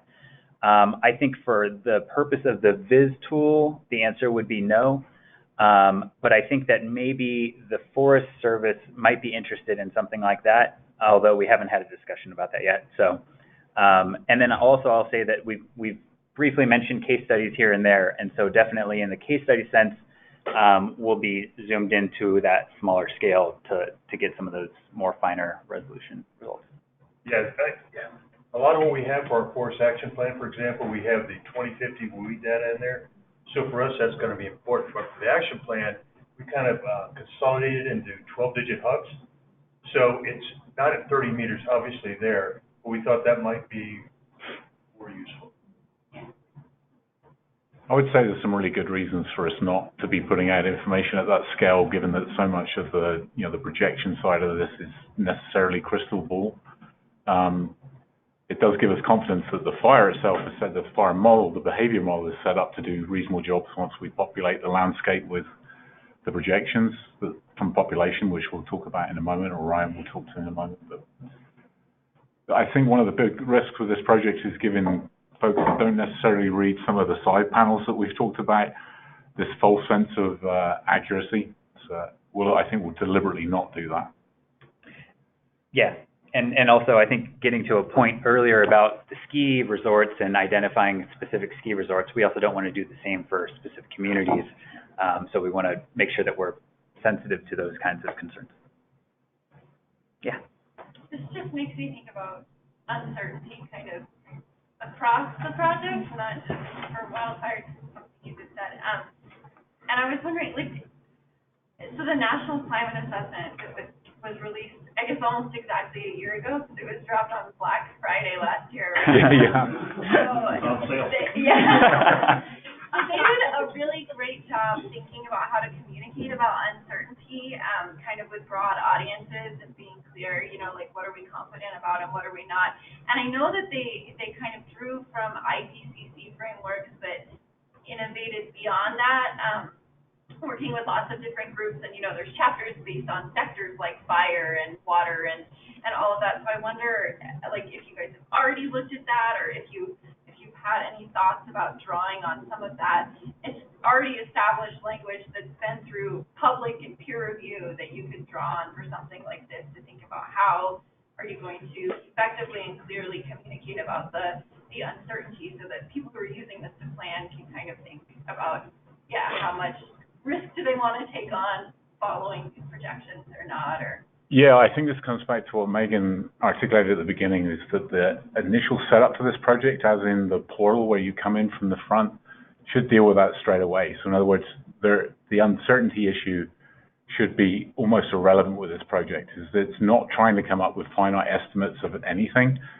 The precision is not there. It's really a guidance tool so that folks can see relative risk in the same way that Joel laid out earlier. So really important for us to have probably an informational side panel on uncertainty with everything across the whole project, but really to leave it there. And I'd like to pass that back to Megan and Taryn as well, just for your thoughts on that issue.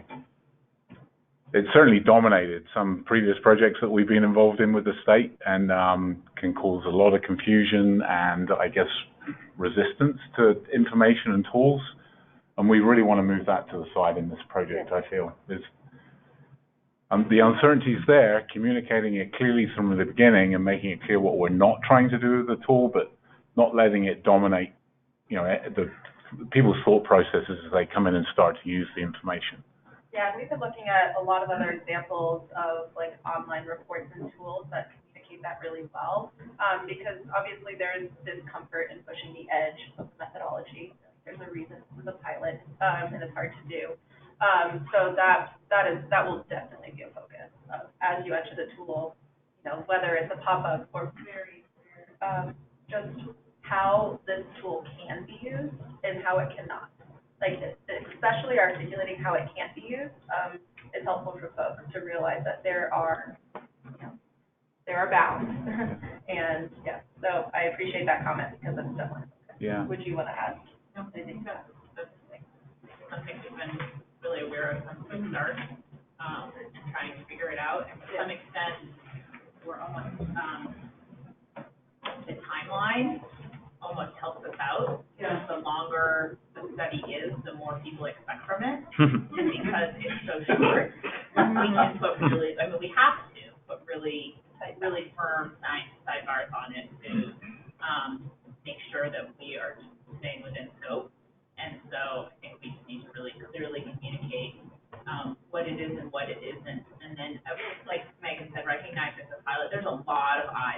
study at a national level. I can tell you I have 24 other states looking at this and trying to decide if they should build on it. FEMA is looking at it to try to solve some national problems. So there's a ton of eyes on this study, which means that we also need to be really smart in making sure that we're clear about things.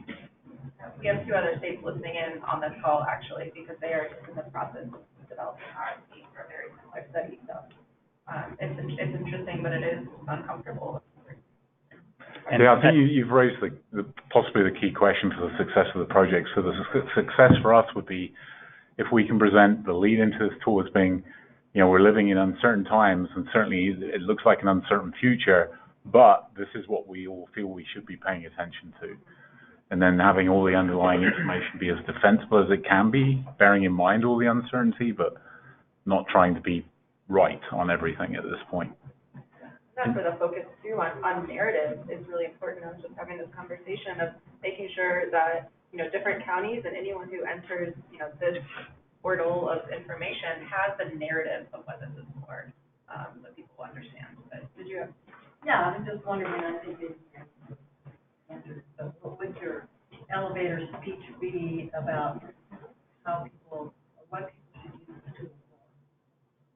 Yeah, that's a good thing to work on, and actually maybe that's something that we could develop and get feedback from, so everyone feels comfortable with that elevator speech. Yeah, it's all of our elevator speech here, right, in the community. So I agree, Liz. If we can get that speech right and work out where to place it and how to place it in the tool, which is for us the group is the key deliverable, then that's really important. So the more input we get on that, the better.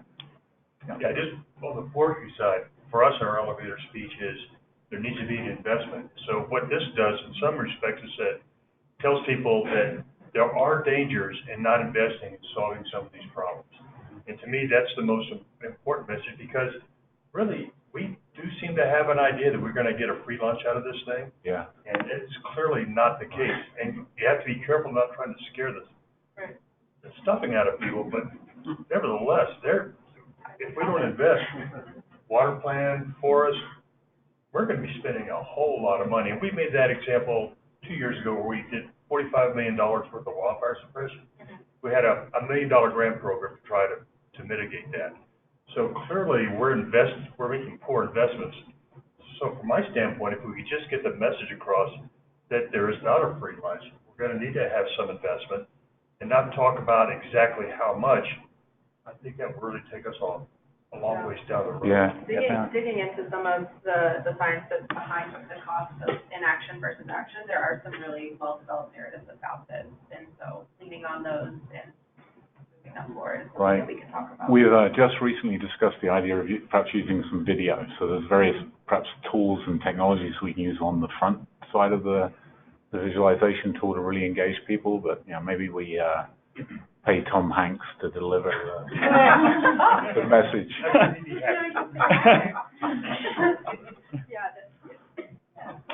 So this is great. This will be a very helpful tool. But I think as state agencies, we have to take it the next step of then figuring out what's our ongoing communication plan and implementation plan. Because to me, a measure of success is change behavior. Not only a state investment, local investment. And that doesn't just happen because you have a new website available. It happens with technical assistance and training and education and making the case and incentivizing it. So we'll have to roll up our sleeves and really figure out how do we take it the next one.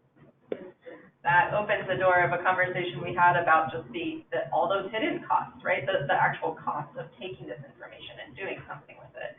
Which we would never be able to quantify. But Ryan and I were brainstorming, this might get to more of the adaptation conversation, about somehow even beginning to tee up the conversation of what are all the options after you understand the impact. And this study is not supposed to provide the full suite of communication tools. That's why we have all the agencies. But it's important to be able to link to those and not just leave people hanging with the sky falling. Yeah. Just, talking about communication, I would go back to this point about how you are identifying and characterizing this future scenario. And so we saw different slides, and the scenarios were named differently in your web tool. It was named differently, and the slides named differently. And so the slides was between scenarios and hot and dry. Yeah. It's, I think, some discussion needs to be happening here because we're discussing a hot and dry can give a wrong sense of, or false sense of what the flow is in the future. Yeah. And because you're aggregating a lot of these different models, I mean, I like the idea of median 2050 and more severe, more extreme 2050. Yeah. I think that works for me largely because, you know, again, you're communicating that future is not the same as past, and so you're making sure the historic is identified clearly. It'd be good to kind of also maybe, I personally am not comfortable with the word baseline here, and because it's kind of vague. Yeah. If you want to identify a historic period and then actually identify what that period is, Sure. 2000, whatever that is, so it's clear. It's clear to people's view because we've been seeing climate is changing, and the early 2000s had damages that if somebody's looking at the historic, you just want to be aware of that. Where the number you're presenting reflected the damages happened in the early 2000s or things like that. So definitely. Right. So I guess don't want to get too much into it, but I think having a discussion on the naming of. Yeah, and I think that we're pretty settled on median 50th percentile framing and then more severe 75th percentile framing. But definitely we need to get all of our things aligned on that. Right. That conversation came up too when we were updating the technical update to the water plan about just terminology of those scenarios, which in some ways like that is more direct because we're just talking about water availability, but we're melding different scenarios here, and so that conversation came up. We realized that they're all different, but if anyone has more ideas on that topic, because it is important how we frame baseline and sort of stuff. Yeah. Something. And just to clarify, so in the visualization tool, to the extent that you are presenting those damage numbers, those are like absolute numbers for each scenario. They're not differences versus baseline or versus historic. Well, Yeah, I think you can view it both ways. The default when you first come into the tool is to see those as individual siloed scenarios, but then the show results by, we had a whole list of categories in there, and one of those was you could compare everything to the baseline so you could get that relative difference, which I think is a good question to ask folks like you guys as far as, does it make more sense to focus in on that part initially and let users drill down to get to the total value?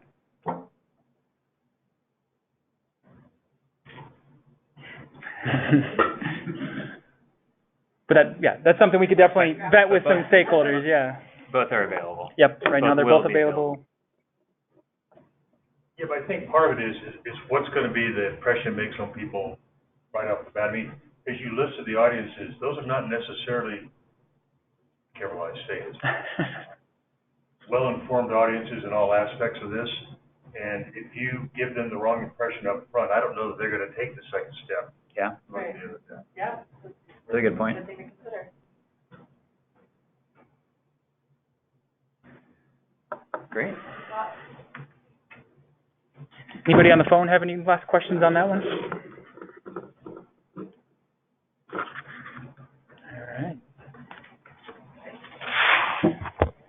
All right, we'll jump into our last section of the day, and we put it at the end on purpose just because this group seems to be the climate-focused area, so we wanted to put the socioeconomic scenarios near the end so that this didn't trump the conversations. But as everybody has kind of alluded to as far as our preliminary results, that a lot of the population growth that we're adding to our hazard models is driving a lot of the increased damages. So we wanted to at least present this information to the group to just get our ideas across and make sure that we're not missing anything obvious here. But I just have a few slides that are going to speak to a little bit as to how we're handling the socioeconomic or the population scenarios. So this project is, as we mentioned earlier, we're trying to align with as much as we can with the water plan. So I have the 4 definitions of what the water plan outlined as far as population scenarios. So again, we have our baseline or current, which is 2015 population in the water plan. The business as usual is, I believe, the official CDO, Colorado Demographic Office, STO? State Demographic Office, my bad. their official growth projection for the year 2050, and then we have a weak economy and a hot growth scenario as well. And those represent kind of the two end members as far as total statewide population increase. So I made this little graphic here at the bottom just to kind of illustrate how those align as far as total statewide population. Again, this brings up the good point of making sure that we're representing baseline as current conditions versus our future scenarios as far as 2050. So this little graphic here I pulled directly from the technical update to the water plan. I know it's a little bit small. The main thing I wanted to bring to attention here is that we're leaning on the county population data that's coming from the water plan projection. So you'll notice that there's 5 scenarios here. I mentioned we're only focusing on 3 of those: the weak economy, the hot growth, and business as usual. The cooperative growth and adaptive innovation, the statewide population for those two align with those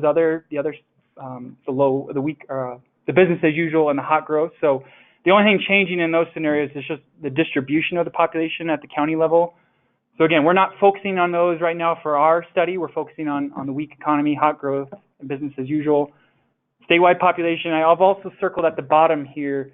There's an agricultural component to these scenarios in that they've projected decreased irrigated lands for all 5 of these scenarios. So again, this is something we can lean on as far as what we're going to drive our future projections on the crop component of our hazard analysis. So we're not inventing numbers. We're using what the state has come up with as far as reduced irrigated lands from the water plan.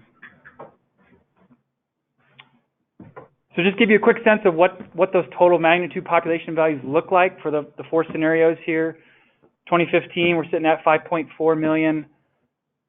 If I order these correctly, it should be weak economy, business as usual, and hot growth. But you can kind of get a sense that by 2050, under hot growth, we're almost not quite doubling our population statewide. All right, so kind of getting into the meat of where we need to end up with here, and this little back and forth animation is showing an output from the ICLUS data sets.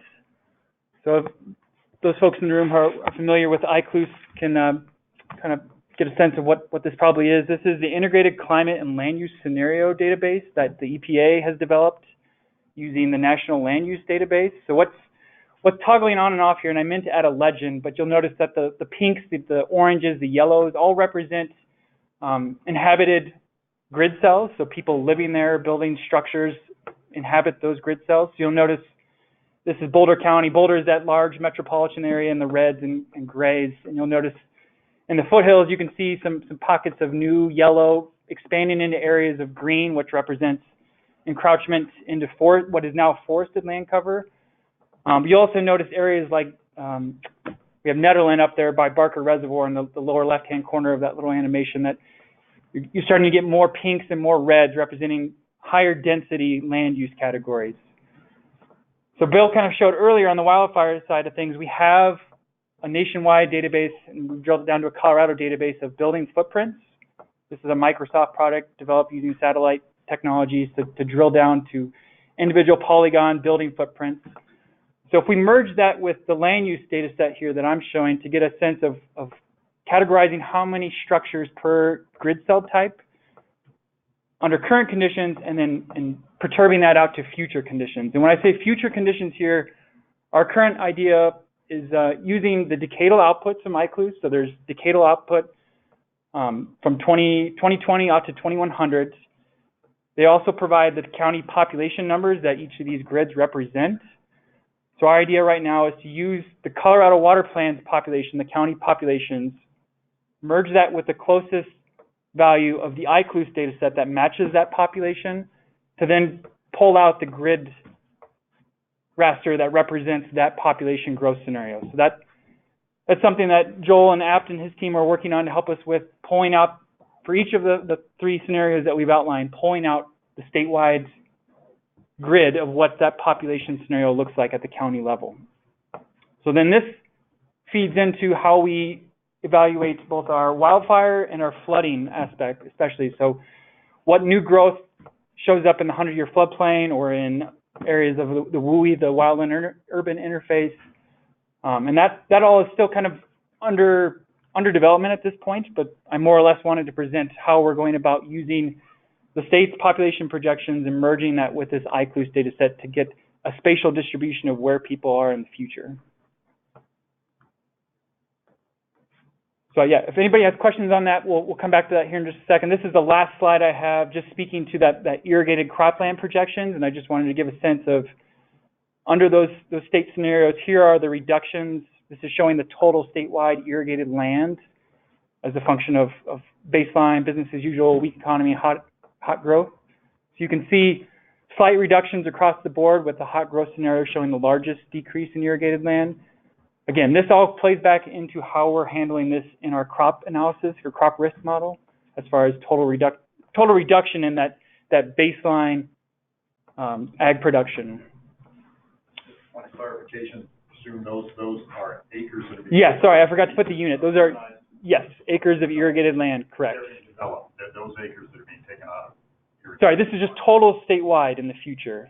This is, I misspoke there, you're right. This isn't a reduction, this is just the total statewide irrigated land under the... Saying why, I'm just curious, why is it dropping? Is it because of development? Yes, urban development, buy and dry is incorporated in there to some degree, I believe. Folks who worked on the water plan can speak to this better than I can, but as far as, I think it's pretty well laid out in the technical update how they went about coming up with those, as far as encroachment of the urban interface, and then some buy and dry. Some basin identified an actual portion that they know are coming, the actual portion of acreage that they know are coming out of production. So it's stakeholder informed.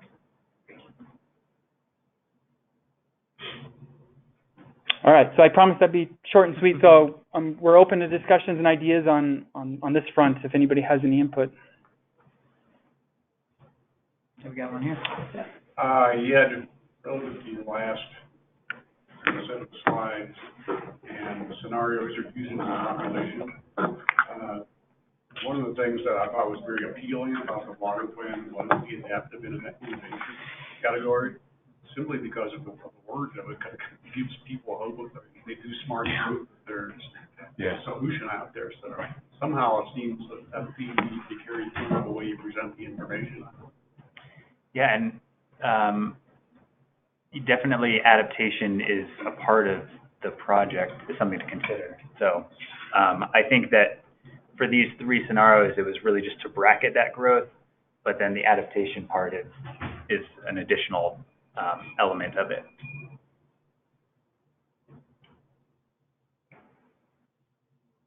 Do you want to speak on that at all, kind of where that's at, or you know, what, so that's kind of our next phase, you know, yeah, kind of our technology. Sure. So from here, just briefly, we are going to start looking at both trying to look at adaptation from a quantitative perspective, and then probably more so a qualitative perspective. On the quantitative side, we are going to try to manipulate some of these future distribution of population and see what happens if we limit population in the 100 or the 500-year floodplains, for example. What does that do to our dollar damage estimates? And similarly for wildfire. Drought, we're still working out some ways we can potentially try to quantify future land use decisions, for example, and how that might impact damages in the future. On the qualitative side, we're talking about creating an interactive sort of library of different adaptation options that we might categorize by different metrics, for example, level of effort, scale, whether it's a local scale or something that could be done at a county or even statewide level. So thinking about certain metrics that you could, you know, you think about a list of adaptation options, you can think about the metrics for each adaptation option. And then we would present that library in a searchable format so that a decision maker could say, oh, I'm looking at a community targeted effort and I want to look at wildfire, for example, and it would then produce a short list of adaptation options that meet those search criteria. So that's what we're looking at right now from an adaptation perspective. Make sure you look at the NOAA's Climate Explorer toolkit, because it does most of that, and they're really interested in working with states and seeing their information actually used to inform decision making. And so they're actually kind of spinning up a little state program right now. So we might be able to pull from that and Carolina on some of their adaptation strategies. So there's potential there, and I can help Okay. put those kinds of stuff. Yes, that would be great. Yeah, we're definitely pulling from a wealth of existing resources for that. I think your point's really good though, and that's, you know, the nature of this project does leave us a more open framework to not have to be entirely quantitative with everything in terms of, you know, if you do this adaptation, the number's going to come down. So introducing the notion of smart growth strategies. In other words, the messaging could be as important as the, you know, seeing numbers change in the tool, and just giving people that openness to recognize that certain types of growth could be really good for adaptation, whereas other types are not. I think communicating multiple benefits too, so people can see, you know, oh, this is protecting wildlife habitat, this is protecting flood risk, or, you know, so that you can build more consensus around the need to act. Right. So not just the investment of dollars, just getting people engaged enough to go for planning options and opportunities that make a lot more sense and have to happen to live sustainably. Yeah. Yeah. So these toolkits that Taryn's mentioning, I think that's really what we're going to have to lean on a lot, because first of all, they've got the trust and they've been visible. And they already spent millions. And they've spent a lot growing them. Might as well leverage it. Yeah. Yeah. Where next? Also, folks on the phone, feel free to chime in at this point. You don't need to just chat if you want to speak up on anything.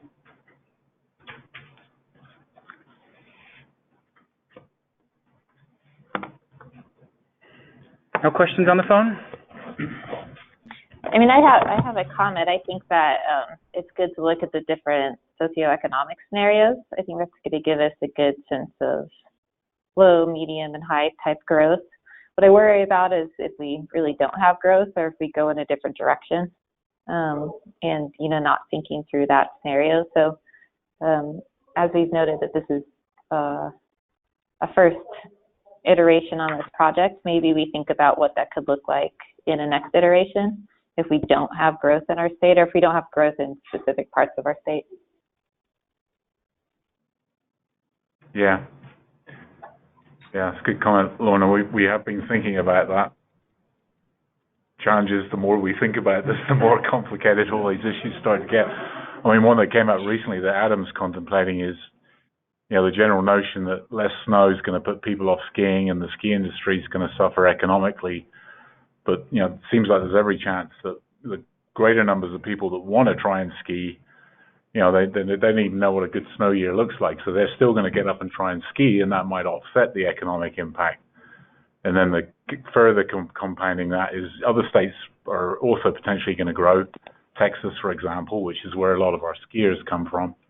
So the visitation may end up partly offsetting losses. So these are all things that are necessarily outside the scope of this study, but need to be contemplated. Yeah, I kind of wonder if we could do some sort of like, I kind of wonder if we could do some sort of scenario planning type process once we have the tools in place, the visualization tools and the modeling tools. And then we take a step back and say, okay, what happens if? And then we can play out some different what if type scenarios to get our head around the broader potential challenges we could be up against. Because even if we don't have a lot of growth, I still think the vulnerability is going to be pretty significant.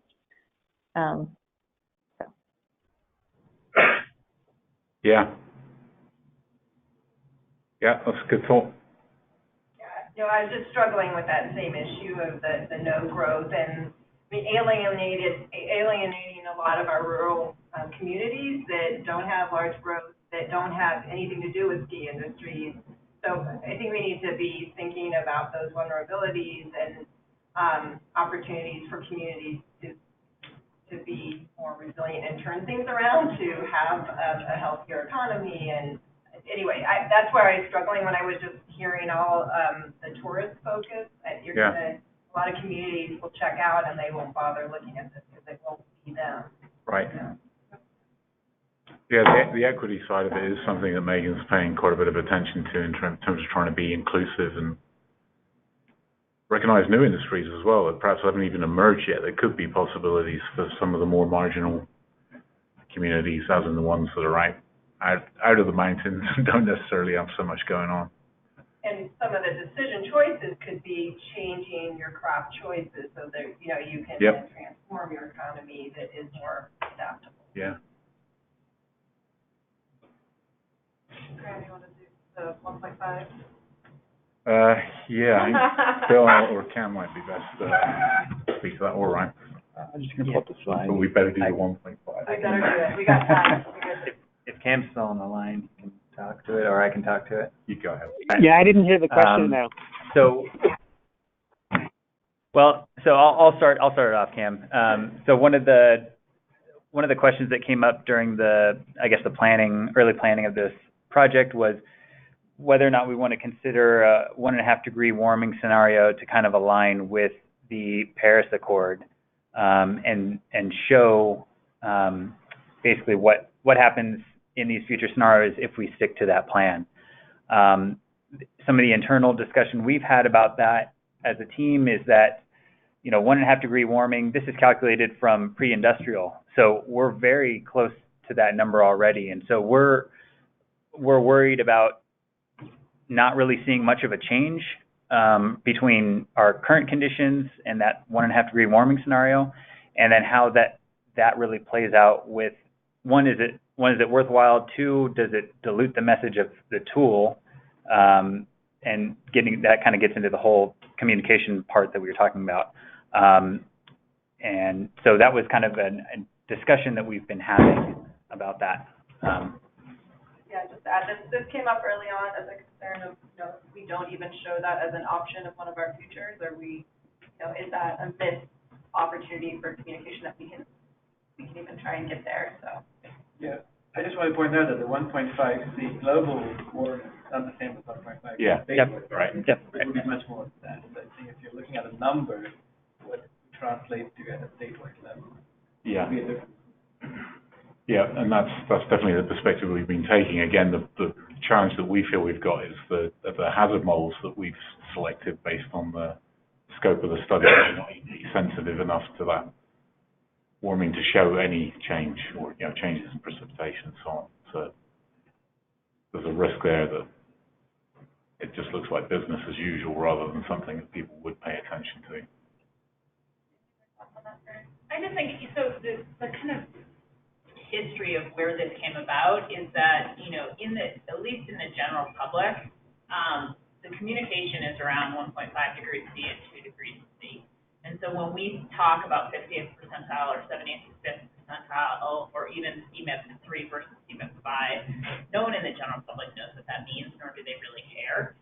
And if, we are, in doing this, we're trying to communicate to people who are not climate scientists and who don't work on this in their everyday. And so they're very much aligned with that 1.5 degree warming and the 2 degree warming. And so how do we frame this in a way that they can recognize and relate to this and communicate in a way that they can say, oh, well, this is the 1.5 target, this is the 2 degree target, and where does that fit into kind of what we hope to achieve.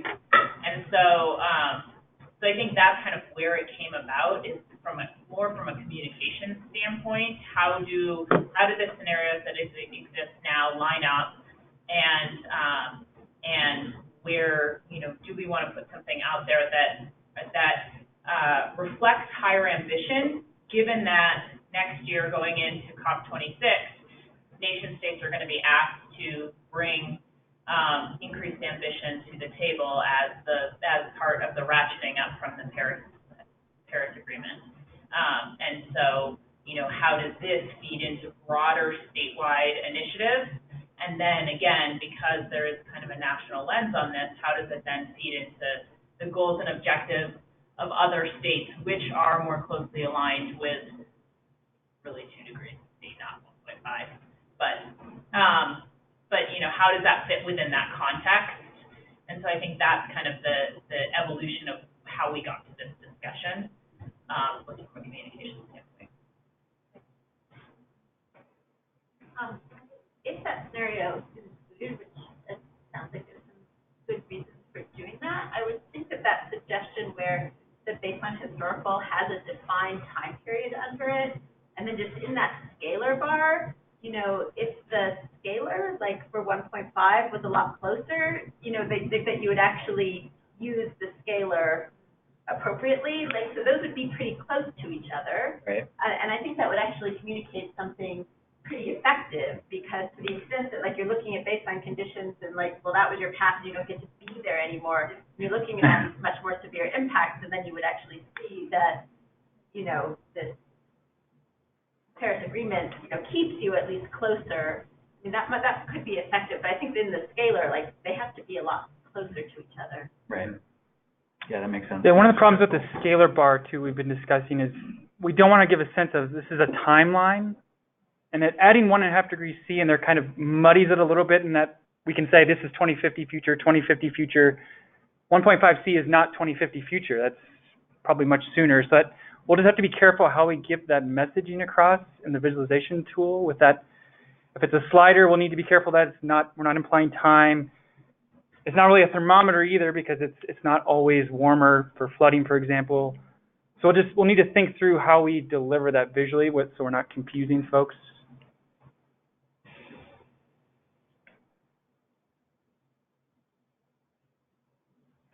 Well, it's 11:56, so I'm impressed. Hey. We got through all of that. Are there any last? Yes, there's definitely room for it. Thank you. Yeah. Just going back to the climate side of our discussion. So I also do a lot of this work on kind of quantifying extremes and all. And just throw it out there that, you know, depending on what metric and data you're looking at, you sometimes get different answers. And the drought, so I do a bit of drought research, and it's really interesting the kind of numbers I see in terms of what 2050 could look like. And so I know that you've used something like a CDSI, and I think it's the controlled more by precip and temperature. It has inertia, so you don't see issues like flash drought emerging. And so it may be appropriate for the ag model we're using, but I think drought will bring all kinds of impacts, and it manifests in many different ways. Mm-hmm. And so, for example, we try to quantify using something like a forest drought severity index, which uses cold season precip, warm season dryness. And we're finding that droughts like 2002, 2012, in the worst case scenario, occurred every other year by 2050. So that would be a very different future, very different kind of stress to certain sectors, especially the environmental sector. So, so maybe in your qualitative assessment of some of these things could go in. But I do think that extremes will play out in many different ways, and just we need to be just more open to how that gets manifested, how those could manifest. Yeah. I don't know if Adam's still on the line, but he and I were talking about how flash droughts play a big role, and he was alluding to that the framework that the CSU model has built, you can substitute in other drought indices, like SPEI, maybe a better representation on those shorter timescales. So the framework's there for exploring those. We might not get to it for this project. It might be more qualitative, but the framework will be there for exploring those in the future. We have a new paper coming out on flash drought if you guys are interested in how we're defining it. Once we get to the round of reviews, I'll forward it to you guys. Great, thank you. What's up, Becky? I think it was Lauren. Lauren. Okay. No, I was going to say I'm new to this project, but it seems like the scope leads between just the facts and policy options, and the policy options could be infinite. So I'm wondering, you know, is there any kind of bright line where this is just about, this is what the science shows, and this is the best available information. But then we're also looking at, what if you put in land use changes or land use codes to prevent development in floodplains, that kind of thing. So I'm wondering about the mix and the flow, the fluidity, or whatever, between all these potential policy options and the sort of just the facts material that you can get out of it. Yeah, I would say no, there's not a bright line. I think Exactly. our leaders would agree on that. In the smudgy area. Yeah, and some of that I think relates to the almost infinite number of what if type things we could blend into this project. So in some ways I feel like, you know, the sponsors of the agency that set this up have created a framework where that sort of questioning can be blended in over time to strengthen the visualization side of it, the communication side of it. And certainly we're doing our best to make sure that the facts, as you call them, are underlying and accessible enough that that can be the engine, and that can, you know, better available data or different ways of modeling that data can be blended in. So the technology side of that is what we're working on to make it as flexible going forward beyond this project. So it's not just a black box handoff. John? Well, just a thought. I mean, what I'm hearing is, and at least what I'm hearing, is more of an emphasis on what's appropriate for adaptation, the more projection of impacts. But if that's wrong, you know, but my comment there would be then rather than getting too hung up in what the scenarios are, how robust are these adaptations? Do they work on extreme scenarios? Do they work under 1.5? Do they provide benefits? Maybe they only work up to a certain amount of climate change or not? You know, I don't know if we can determine that, but it strikes me that this is ultimately to help communities in adapting. You might be looking for where are your best bets on adaptation, almost regardless of the severity of the climate change. Yeah. Yeah, no, that's a good thought. And in our minds, Megan, correct me if I'm wrong here, but, you know, the first line of adaptation measures we're thinking of blending into the project are the ones that are already in place and are working and clearly have the applicability to work under a number of different stressor conditions and or exacerbated stresses. Not least because that seems smart to encourage people to keep doing what's working. And then what do you do, to add more and how effective are they? Right. I don't know. Yeah. The good news is we're not dealing with sea level change, right? That's going to happen. Not yet. There's just a question on next steps and kind of what to expect with feedback loops. I think the reality is that is a little bit fluid because we are in this pretty tight timeline. So the team is super focused on methodology review and improving. I don't know, Graham, if you want to speak to that at all. We have some ideas lined up about, getting the word out about this study, later in the spring. Right now we're focused on that deadline, but we do have to use the funding entirely by March. But I will encourage anyone who has, thoughts on this to contact me, and, we can bring anyone in, throughout this process. But this is like the really big point of gathering ideas and getting a gut check. So, Graham, you can elaborate, but. No, I think you've nailed it right there, Megan. But, for me, the take home from this meeting it's what several people have raised, is the communication side of it. So that notion of getting the elevator pitch, and I'm thinking of one of those word maps where all the key ideas that we need to get out, not that would be the way to do it, but what do we need to really convey on the front part of the visualization tool to engage and draw people in, and then what should they take home from it? If you guys can all help us with that. And we really would appreciate support with the visualization tool, as in looking at it and critiquing it. So that might be something that I can circle back with this group, and we have a direct ask, and, as you are available, if you have the time to review, that would be great. But that there's not an exact point where that will happen. The tool is being developed at the same time as executing the study. But thanks everybody for coming. Appreciate it a lot. Yeah, it was great. Great conversation. You need more sweets before this meeting.